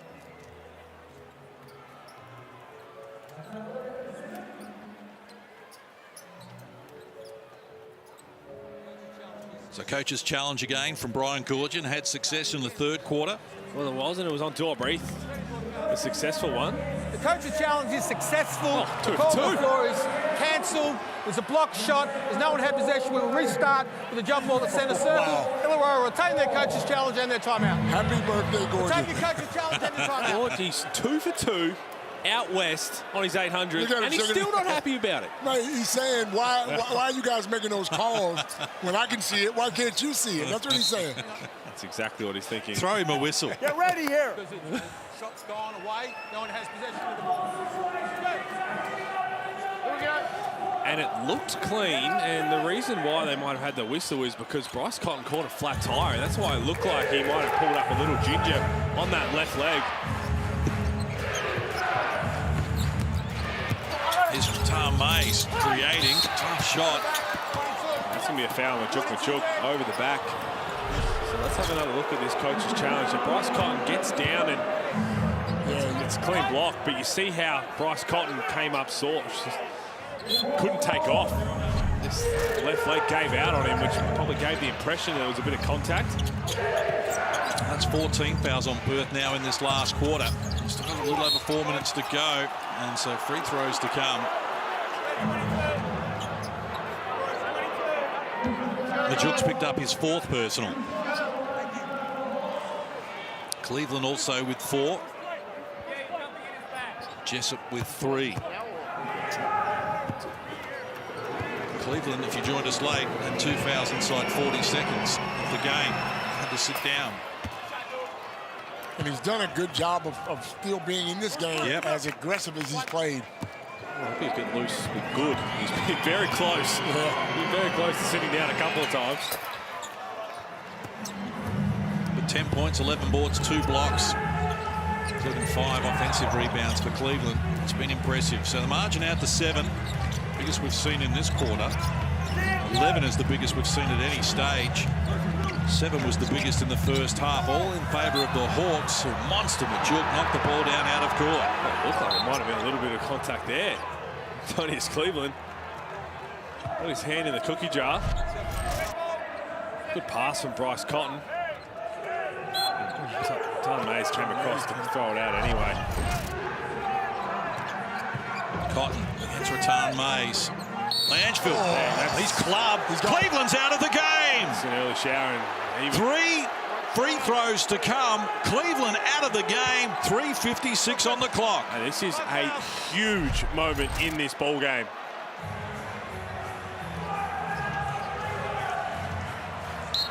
Aggressive play. Cleveland fouls out for just the 3rd time this season. Can't say we didn't see it coming. No. After the first. I'd say after the first 2 plays of the game. But hats off to him because he still played the same way. He was aggressive. No doubt. Still did his job. But even that one just looked like he didn't really want to make contact, wanted to fly by, but just went so aggressive. He didn't give himself a chance to even make sure he wasn't going to make contact. And as someone who has had a really good impact on this game, he's got 10 points, 11 rebounds, 5 O boards, but still doing a good job on the defensive end. Still 4 minutes to go. And Bryce Cotton's still running around out there. This is a huge moment. So the margin cut to 5. Cleveland out of the game. 3:55 to play. Still plenty of work to do here for the Hawks. Tom Mays exchanges passes with Tyler Harvey. A slow pass. Blanchfield almost had it. Deflects it out of court. He's had some frantic finishes in Hungry Jack's NBL this season. Not the least of which was Brisbane coming from 7 down with 23 seconds to go to beat Brisbane. Up to beat New Zealand. Reef, offensive rebound and the 2. Sam Froling, put your hand up. That was outstanding. Did all the effort there just to give the ball to Duop Reef. It's up to 19 points, but that is a real credit to Sam Froling. Well, they needed to get everything right here for the last 3 and a bit minutes, the Wildcats. They're down 7. 8 turnovers apiece. Can't hit it that way with his hands that way. You hit it forward. The Warriors will be really smart here now. Get a good shot, use the clock.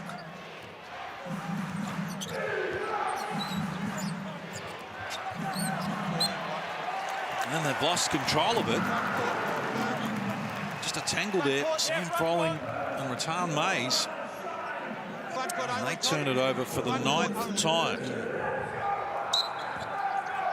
The Wildcats had only 4 turnovers at 3/4 time. They've doubled that number. With a little over 3 minutes, and Cotton got in the air, nowhere to go. Ball spills to Jessup. Majuk tries to corral him, playing with 4 fouls himself. Shot. Just hold the ball, get a better shot. Cotton, nice pass. Majuk rolling to the hoop, off glass, adds another 2. Yeah, you're spot on, Copes. Just hit a rush of blood.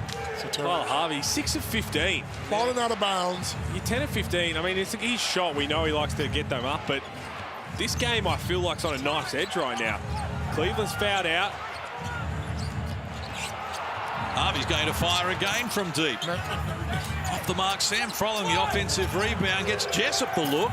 He can't connect. Reef muscling his way in amongst the Wildcats, but they get it back. Here's Cotton. Little over 2 minutes to play. Perth down 5. Cotton goes baseline, adds another 2. They've closed to within a single shot again. Are they kidding me or what? Are they kidding me? Scott Roth's just broken a TV. Are they over kidding the me? last 40 seconds. What are they doing, man? Why is everyone trying to jack up a 3 as soon as they touch the ball? Well, so many parallels between this and the earlier game. And the team that led the entire way until the last 90 seconds fell over at the end. If you go C5, you want to spread, and he's the roll guy. We're good. If we go C5, all right? Up. We got, you don't like it? All right. Hey, they got 5 teams left. We gotta put pressure on the hurt. I can pull it. George. Zoom double. Let's put Tyler here. We go right into our 2-man. Good. Let's go with zoom. Either corner. So we hit. We bring that guy off 2. We go back. Make sure whoever it is, you run baseline. Are you with me? He comes off. Flip it back. We're in middle pick and roll. Sam, we're going to you. You're the roll guy, all right? Zoom. They're trying to set up their offense, their C5 action. They use it all the time, and it's with Tyler Harvey trying to make the right read. Brian Goorjian knows how they're playing it on the defensive end, and how can they execute down the stretch? Because you want to make sure you tick the scoreboard over as well. You don't have your best defender for the rest of this game. But you got to get good shots. You got to use that clock. Exactly right. Then you got to just really play good team defense. Inside the last 2 minutes. 3-point ball game. Reef working on Majuk, playing with 4 fouls. Did a good job to corral him, and they come up empty. I would be face guarding that man right now. Don't even let him touch the ball. Go double, go double. Rattan Mays has the job on Bryce Cotton. Bounces into Sam Froling, picks up the dribble, needs help. Gets it back from Blanchfield. Shot clock to 5. Cotton almost at the halfway line against Rattan Mays. Dancing, firing unsuccessfully. Let's slow it down, get a good shot, but again, I'm surprised. Once he gave it up with 10 seconds to go, Rattan Mays got to take another couple steps forward. Let someone else beat you. Deny the pass. Don't let it get it back to him. It's not like he's only done it once or twice before. Here's Tyler Harvey. Working on Norton. Team shot never looked likely. Same and thing now Cotton. He's got to come sit next to me. I'm sorry. Come on over here and sit down. Frazier with it. Inside the last minute of the game. Cotton puts it on the deck. Takes on Rattan Mays. Couldn't get it to finish. Majuk tried to keep it alive. And Harvey scoops it up. Wow. This is an easy one there. Bryce Cotton. And here we go. Hawks just need a good look. Knock one down and really be in the driver's seat. Get it to the basket, man. Perth have been on 5 fouls for 3 minutes. Rattan Mays does just that. High up the window, wouldn't work for him. Blanchfield with it now. Norton. The story's about to be written. 7-second differential between the game and shot clock. Frazier. Oh, wow. Cotton wide open for the three.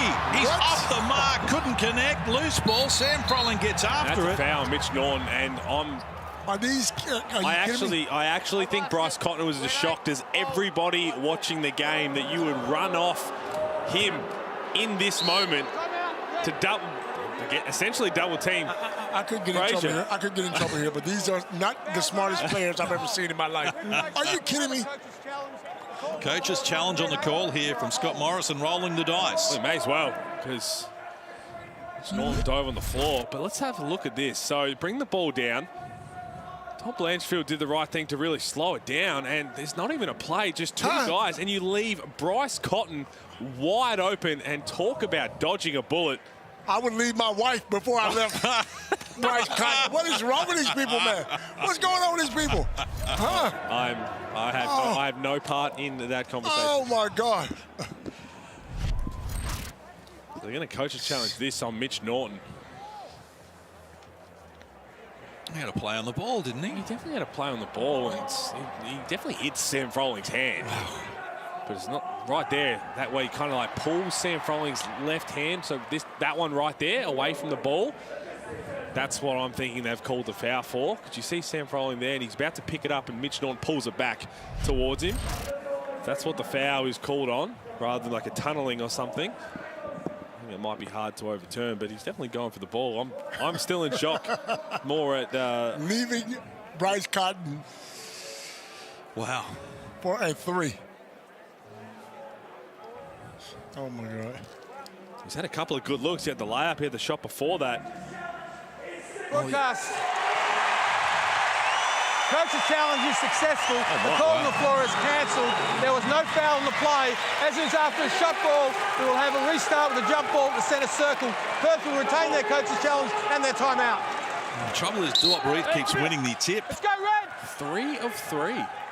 Let's get to Damian Martin courtside. Let's go, Red, please. I'm in really quickly. This game is amazing. The intensity is fantastic. But I just want to go back to Copeland's call about leaving his wife before leaving Bryce. I don't know if you guys know this about me, but I'm actually a qualified marriage celebrant. Mrs. Copeland, if you need to call me, give me a buzz. And we've just seen a tech foul. Timeout, sorry. The Wildcats need to draw something up. They've obviously got to foul immediately if they don't get a steal from the initial trap. I'm going to distance myself from that. Me too. Coach. I'm with you. I wasn't here. I didn't hear it. Let me just tell you guys I know nothing. I don't have a wife, so I just thought I'd say that. All right? You guys got it straight now? Let's go. Oh, wow. What a contest this has been. Harvey needs... He's taken 16 threes, which is a career high. Tyler Harvey is connected on 6 of them. But Bryce Cotton was 3 of 3 from deep in the opening quarter and none of 5 since. He was overdue, but Tyler Harvey's been putting on a show. Well, he has 20 points. He's had to shoot a lot to get there, 7 of 23, but he started really efficiently and then kind of fell away as the game went on. But you need him to be in attack mode. You need him putting points on the board. Jessup hasn't found his groove tonight, so one of those two has to be able to be filling it up. And I think he's one of these guys is going to have a big say in how this game ends. Wildcats are going to have to go quick. I mean, you need a 3. I love his aggressiveness, but he needs to be a little bit smarter. I think he agrees. You saw his reaction coming out of one of the timeouts. He's kind of like hit himself in the head saying, got to be a little smarter than that. But here's where this game lies. Wildcats need to win this jump ball. Duop Reith keeps winning them from these coaches' challenges. This time Hodgson wins it. So a chance for the Wildcats. They get it to Cotton. 10 seconds and counting. Down 3. Why not? Against Rattan Mays. Needs help. Frazier, an unlikely hero. Couldn't complete it. Loose ball. And a foul being called. That'll do it. That will do it. Wasn't pretty, but the Hawks found a way. They're going to get some free throws just to really put the icing on the cake. It's going to be .2 on the clock. Foul is called. Thank you. Oh my! This really sets up for the rest of the weekend. Strap yourself in. What do you see for the rest of the weekend? Excitement. Well, I mean, as I mentioned, yeah, it's going to be tomorrow's game's huge. Basically now, for one game at least, Tasmania get to have it all on there, up to them. Everything else, they have to rely on this result. A couple of others along the way, well, it's back on them. And then on Sunday, Sydney Illawarra play off a home court in the finals. So the Illawarra Hawks have beaten the Perth Wildcats for the first time this season, and they have done it by 5 points in a real arm wrestle. It's 82-77 Illawarra over Perth. Well, it was a bit of back and forth. Some big performances on both teams. And this is a really good spirited fight from the Perth Wildcats. No Vic Law, so that was always going to be a tough ask. Michael Fraser had 11 points. Majuk I thought was excellent. Todd Blanchfield, he was quiet. I think that's really what hurt them, trying to get a bit closer, try and get over the line. He just had his 5 points. Mitch Norton was good, had 7 assists.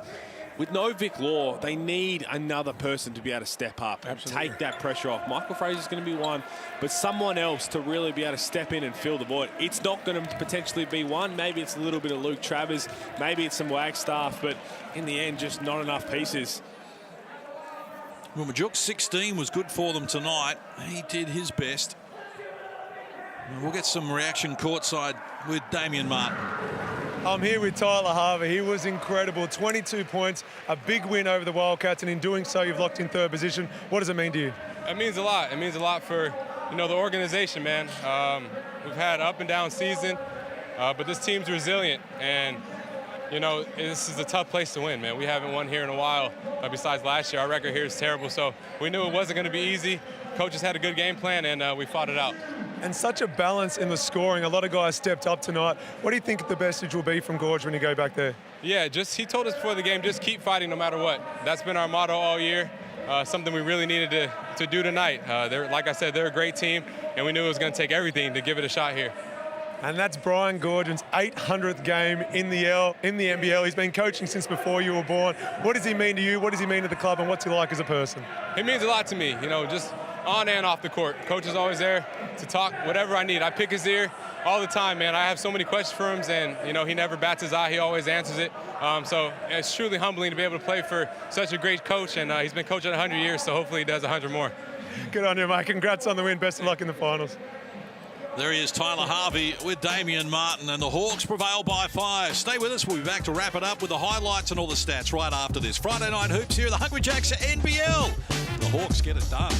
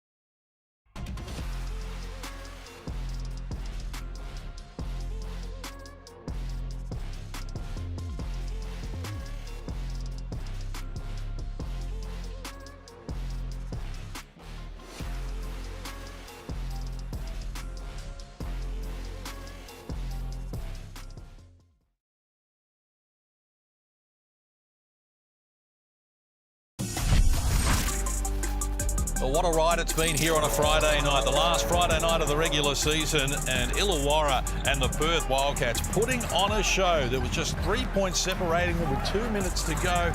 The Hawks, who led right from the start, prevailed here by 5 points. They were level pegging, 24 apiece in the first quarter. They scored 17 points apiece in the third. They scored 15 points each in the fourth. It was a 26-21 second quarter that eked out a 5-point advantage for the Hawks to shore up their spot in the finals. So all the Hawkheads can go and get their finals tickets at Ticketmaster to go and see the Hawks, and they can even snatch second away from Sydney if they can beat the Kings on Sunday and have home court advantage. So it's going to be the Kings and the Hawks in one semi-final series. Melbourne and another team are going to battle out the other semi-final series. But that was just first-class entertainment. Well, it was. I mean, Tyler Harvey, we had a look at what he did. Duop Reith was outstanding. I don't think he got enough touches in the second half. 7-11 from the field. Bryce Cotton, he had 25 points, worked hard for it. Majuk, I thought, was also outstanding coming off the bench for the Wildcats. And in the end, just didn't have enough offensive firepower, which is no surprise when you lose Vic Law. Such a key piece. 8 of 25 from 3. Everything else is pretty similar in the end. But again, as you spoke about, who is going to be that guy? I don't think they have just one. They're going to need numerous guys to step up. But for the Hawks, big credit to them. Lock away a playoff spot. Rewind probably 2 months when they were going through their slump. Everyone had written them off. Make no mistake. Besides themselves, we were thinking, look, they're struggling. We had them as contenders. They're not showing this. They kept losing games. They looked really poor the way they went about it. Flicked the switch when they went on the road. They started in Tasmania. And now they look like a really legitimate title contender.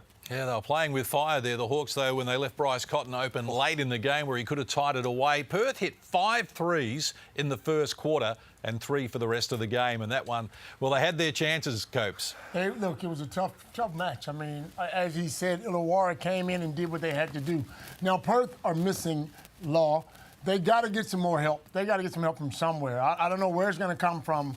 Blanchfield, you know, White, some of these guys need to pick it up because if not, they're going to struggle. Well, they'll be buoyed by that performance, I think, to a certain degree as well. And though they have another chance to secure their playoff spot against the Phoenix on Sunday. It sets up an amazing run over the last 2 days of the regular season. But Tyler Harvey tonight, well, he had 2 poor games against the Perth Wildcats coming into this one where he had shot a combined 4 of 20 from deep. And tonight, he's finished with 6 of 16, the most threes he's taken in a game. As Cope said, he's not shy. He was tough, man. Look, he came out on fire early and got the team going, and that's what he does. I thought late down the line, he sort of slowed down a little bit. They found out what he was going to do. But I think for him, if they're going to win a championship, he needs to be a bit smarter. He has that ball in his hands. He needs to be a bit smarter, get guys involved, not take those rushed bad shots, use the clock. To help them try to win a championship. Now, Duop Reith was another player who had 2 quiet games against the Perth Wildcats when Vic Law was there in the 2 other regular season games, but he turned it on tonight. Very impressive display from him. 19 points on 7 of 11 shooting and 8 rebounds as well, but just continued that great run that he's had from deep as well. Knocked down both his threes, and we know coming into this game, he has shot the ball at 42% from long range, so he can do it all. Well, he can, and I think, and we know Tyler Harvey's going to be their focal point, but it's got to be Duop Reith as well. He's so tough to guard. The way he shoots the ball makes him a mismatch nightmare for a lot of bigs. So I would love to have seen them get him a bit more involved in that second half. He was outstanding in the first half. You have 19 points on 11 shots, you need a few more. Yes, and whether it's pick and pops or back to the basket, he's not necessarily going to be a big one-on-one scorer, but if you throw it to him enough on the block, he's going to make fadeaways, he's going to make tough spots, he's going to put the defense when you have the biggest question for Perth has been the centre spot. Majuk was excellent, but Matt Hodgson, put them in these positions, make them have to guard. Duop Reith could have had a few more, I believe. Perth legend Damien Martin was courtside for us right throughout the game. Gee, it was a good ride there, Damo, and I think the fans, well, they were just behind Bryce Cotton with that last shot, just thinking it was going to knock it down. But they played well enough, even though they've lost, to give them a lot of confidence going into that final game against the Phoenix. You're exactly right. I didn't think I'd be saying this, but they actually played a lot better in a loss than they did a few weeks ago, last week, when they finally got a win over Cairns. So there are some positives to take from it, but at the end of the day, they still need to qualify for the finals. So I dare say there'll be a sleepless night tonight, wake up tomorrow, if they can manage to get some shut-eye, recovery, review today, look at Phoenix, and then they'll probably all get together and they'll watch that Melbourne v Tassie Jack Jumpers to see if they can continue that 36 years or if they've got to take care of business on Sunday. Well, Damo, you've been in this position before, not missing finals, because that's probably never happened to you and with your greatness. Never. In any sport, in any level, it would never happen to you. But you've been in a position where key guys have been out in terms of scoring with Vic Law. What would you be saying in the locker room right now? Because as we mentioned, it's not going to be just one guy who tries to fill the void. What are you saying to instill confidence to also make sure that you get this response from other players? Look, it's got to be a genuine belief. So it's one thing about saying the words. It's another to make sure that every single player that's listening to you genuinely knows you believe that. And if someone speaks up right now, they've got to come from the heart and say, guys, we've still got this. All the adversity's against us. Our backs are against the wall. Vic Law's out. We still haven't qualified. There's pressure to extend the streak. Ignore all that. That's out of our control. What we can control is getting a win on Sunday, playing the right style of basketball. And that second half, the way they played defense in the second half, that's championship winning defense. Now, they lost tonight. Both teams were great. Credit to Illawarra Hawks. They were too good. But the Wildcats need to take the positives out of the night. They can't walk out of the stadium tonight with their shoulders slumped and their tails between their legs. Nope, it's too soon. Turn around to get that win on Sunday. You don't want to rely on tomorrow's game regardless what happens. I love your work there, Damo. Really good stuff. And, well, can't wait for Sunday to see if it's still alive. Spoken like a future head coach there from Damien Martin a little bit, I believe. Look, I'm trying to put on a brave face. That one really hurt, to be honest. But I just want to give a big shout out to Duart Reith. He was fantastic. Cleveland was at another level. When he got fouled out, that's actually when the Wildcats got another sniff. And Tyler Harvey, what a superstar. Yeah, absolutely unbelievable. Well done, Damo. Wildcats, well, they still are a chance because a lot more water to go under the bridge. But at the moment, well, the Hawks, given the fact that they have a superior percentage to Sydney, when they play in Sydney on Sunday, they'll be playing for home court advantage in the semi-final series because it's second versus third. Is it going to be Illawarra v Sydney or Sydney v Illawarra?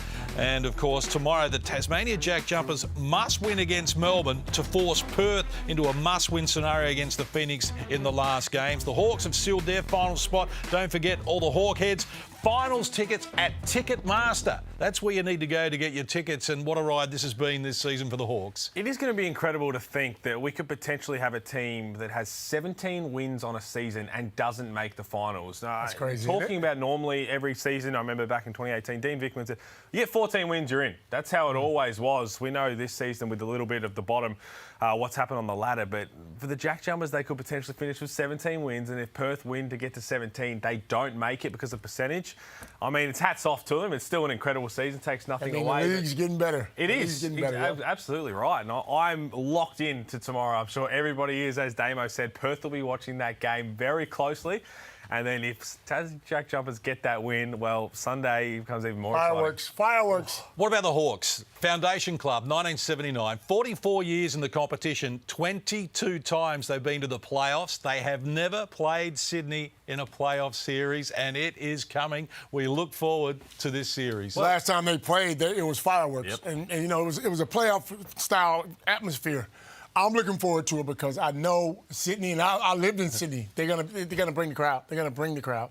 It's going to be enormous, and you'll see it all here. Trust you've enjoyed it tonight, but the best is still yet to come here in the Hungry Jacks NBL. On behalf of Damien Martin, Pete Hawley, Leonard Copeland, and all our hard-working crew behind the scenes, I'm John Casey. Stay with us. We've got a great run into the playoffs coming here in the Hungry Jacks NBL. Air Jordan, I'll take flight. I'm next level, I'm franchise, I'm top tier, I'm that guy. I'm the man of the year. I'm a man with no fear. I think like I'm a shark. The way I move. This program is brought to you by Hungry Jacks and Bunnings Warehouse.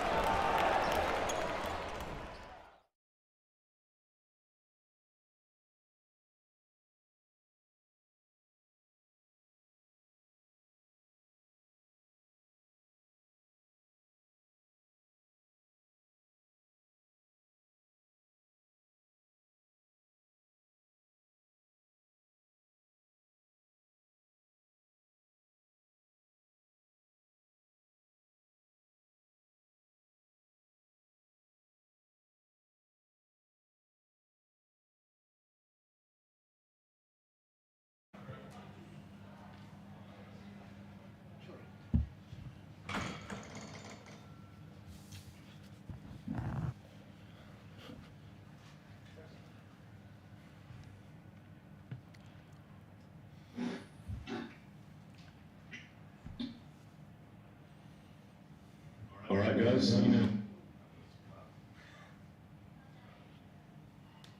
one. Still quite loud. Quite loud here, guys. Take it away. Fraser, you're up. Well, congratulations on the win, especially in your 800th game in the NBL. Can you just run us through how tight that game was and how proud you are of the team's effort to go out west and secure third place? I mean, it's just, I mean, the word for me is being away 12 years and coming back, just totally respectful of what has gone on here for a number of years, but where they've taken it in the last 12. And tonight coming in here for us, leading into the playoffs and all the talk about the second year after what we accomplished last year, are we moving forward as an organization? And this was a huge test. I mean, this team's, again, proud, and there was a lot at stake for both teams, but hugely for them. And we took their best shot, and again, a huge win for us. But I'd also like to say, being here and being around this and being a coach that's been around the block, just the admiration I have for the organization, for the atmosphere, but also Coach Morrison. I can't go. I've been coaching around the world, and to walk into a foreign country like this as a young coach and to be served up following Trevor Gleason, all the success, and then you end up being on the road like he was, the injuries he dealt with, and to go into a situation like tonight without Vic Law is, again, nothing lost here, and unbelievably tough situation. And again, for him, for their staff, for their players, respect. And I still think they're going to be in the 4, and they're going to be a handful. But proud of my guys, but respectful of this whole thing. And in one of those games, I'm in this a long time, and there's ones you remember. For us, this is really something to be excited about as an organization, as in a team. And you get that from playing against quality. That's only how that happens, and that's how you feel right now, and it's because it's Perth. Sam, do you agree with your coach? Is that one to remember? You know, you haven't beaten the Wildcats all year. Is that really a special game for you guys? Yeah, 100%. I think they towed us up those first 2 games we had them, and I think our assistant was saying before the game, you know, the Hawks have only won here 8 times before tonight in their history in 40 years. So I think any win you can get here is pretty big, and it's definitely one we all remember. Gord, do you think you nailed the scout tonight? Obviously, Vic Law had to shoulder the burden a bit without. Bryce Cotton had to shoulder the burden a bit without Vic Law. Do you think you nailed it tonight? Yeah, I mean, the first quarter we talked about how he got going, and I thought the first quarter, the scout with him, the other open threes, offensive rebounds, we tightened it up after that. And again, not having Vic Law there, he's dealing with that. And then, we've added Mays to our situation because last year when you're playing, Norton's there for Bryce. And a lot of this season, Bryce has had to do the job. Forget the level of basketball and the champion he is, but the level of workload he's had to do with Norton down and them being on the road the whole time. And I felt like Tyler, when we got to the money time, was a bit worn. And tonight, as the game went on, what everyone's trying to do is just be as physical as you can with him and grind him into salt in any way that you can, because he's the head of the dog. And getting Mitch Norton in there more and more is just as important as a coach. I'm sure Scott would say this, is Vic Law. I mean, the two of them together make him great, but he really needs Norton, and Norton got more time tonight, and that's going to be helpful down the road for Bryce. George, final question. You mentioned this season how important it is to really boost the region of Illawarra and how much this team means to them. How does a result like that and securing third place affect the franchise and, you know, boost the fans moving forward? I just think I've followed this. I've been here since '77. You know, I said, you know, I mean, it's been a long time. People ask. I was here in '91 when Murray Arnold was here. I was coaching on the sideline when we lost to Vlahov, Pinder, you know, Mike Ellis. You know, I've been around the block on this thing. So I think I've lost the question. Say that was the start of it. Say it again. No, I was just saying, how much does it boost the region? You know, you said the small regional sides need to drum up their fan base, and this does that for you guys. I think the challenge for this, I said when I came here, they've had great years before, but the follow-ups never happened. Norton, Nick Kay to Perth after success. I mean, they've never been able to sustain it. So this year is huge for us. And to make that for as a regional center, there's us and Cairns, that's a difficult hand. And it's not in the coaching, the winning's in the picking. And to sign Harvey back, to sign Sam Frawling back, and if we can continue that with the addition of Duop and continue to build, our goal is this: to fill our stadium, the place out in front, the beach, everybody barbecuing and come in all in colors like they do here and have a perennial power. And this was a real challenge, not to fall by the wayside after year one. And tonight, again, is really significant because it moves us up and gives us a chance for home court in these playoffs with Sydney coming up. Sam, can I just get a line from you about the importance of winning this for your coach in what was a massive milestone for him? You mentioned how hard this team to come here and win. What about doing it on such a historic occasion for him? Yeah, I mean, it's 800 games is pretty impressive, and I think his winning record's even more impressive. He's the most winning coach in the league. It was when, you know, growing up, you kind of hear all the stories about Gorge. And to me, and to probably a lot of young guys, he was kind of an enigma. He was in China, you know, like I hear all these guys talk about him, but I had no idea who he was. And then you come and you play for him and you understand all the stories. You understand why everyone was talking him up and why, you know, everyone loves him and loves to play for him. And for me, I don't think I've ever played for a better coach, where he's gotten me to and where I want to get to with him. And, you know, coming into this, we're a shot to win this and to win his 800s and then build a bit of momentum going into finals, and you know we can do something real special.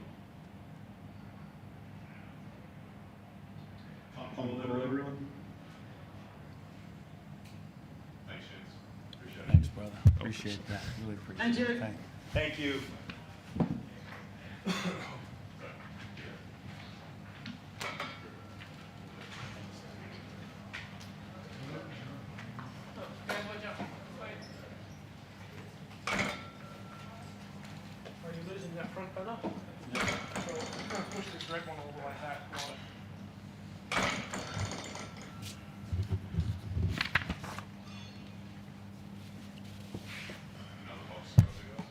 Yeah, we're good. Ready to go, Scott Morrison, by the way, when you're ready to trade. Yeah, Scott, how do you reflect on that game now? Very briefly, I was really proud of the guys' effort. I thought that was the hardest we played in a long time, and we left it all on the court. That's all I could ask of them. I mean, we had a couple shots to tie the game, playing against a great team. It was a nerve-wracking game for those of us on the sidelines, you know, part of the team, but I'm guessing it was probably a fun game to watch for the league. And that's about the end of my reflection. It's all about Southeast now. Was that the big message at the end of them? It comes down to one more game now, so you've got to move on pretty quick. I already moved on. There was an obvious intensity to the group tonight at the start compared to some of the other games. Did you do anything different at all before the match? With everyone knowing what was on the line, with Dick not being there as well and having to step up, did you change anything? Nope.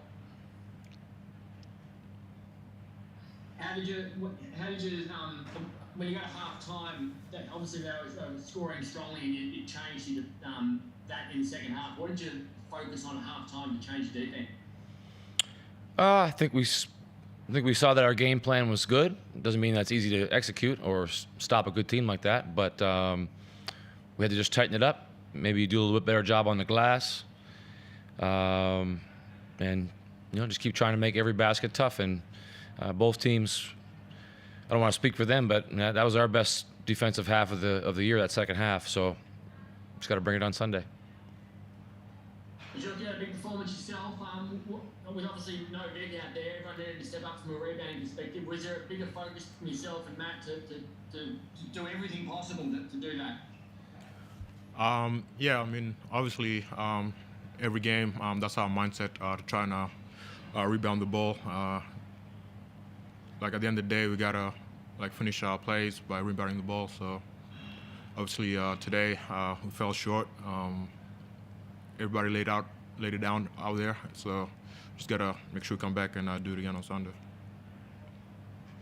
How do you approach it tomorrow, Scott? Do you get everyone watching that game with Tasmania, or do you focus on just your game and ignore the results that are outside your control?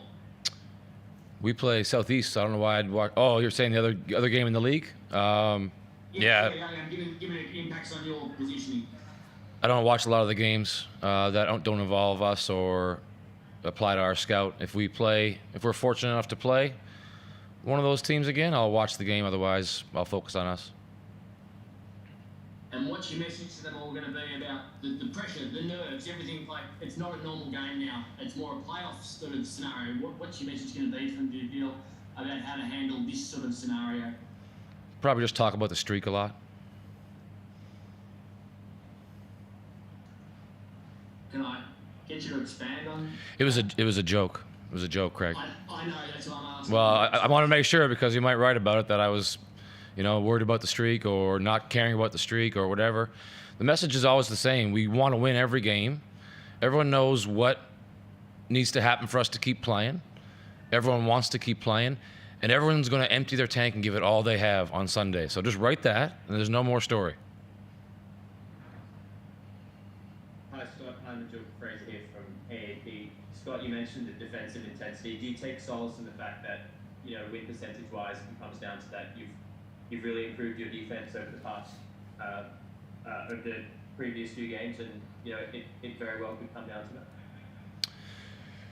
Well, a wise coach once said, moral victories are for losers. But that said, if we can build on this effort and get the job done on Sunday, then I will definitely take it as a big positive, the improvements that we've had.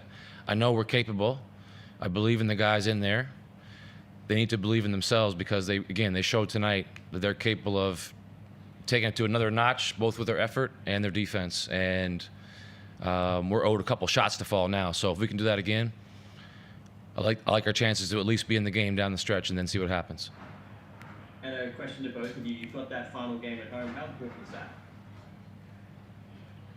Well, if we win, we make the playoffs, and if we don't, we don't. So it's pretty important. And Majuk, in terms of just having the home fans there to support you in that final game this season, is it advantageous to yourselves? Yeah, I mean, anytime you play in front of the Red Army, it's always a good thing. But at the end of the day, it's up to us, the players, to get it done out there. Awesome. Thank you.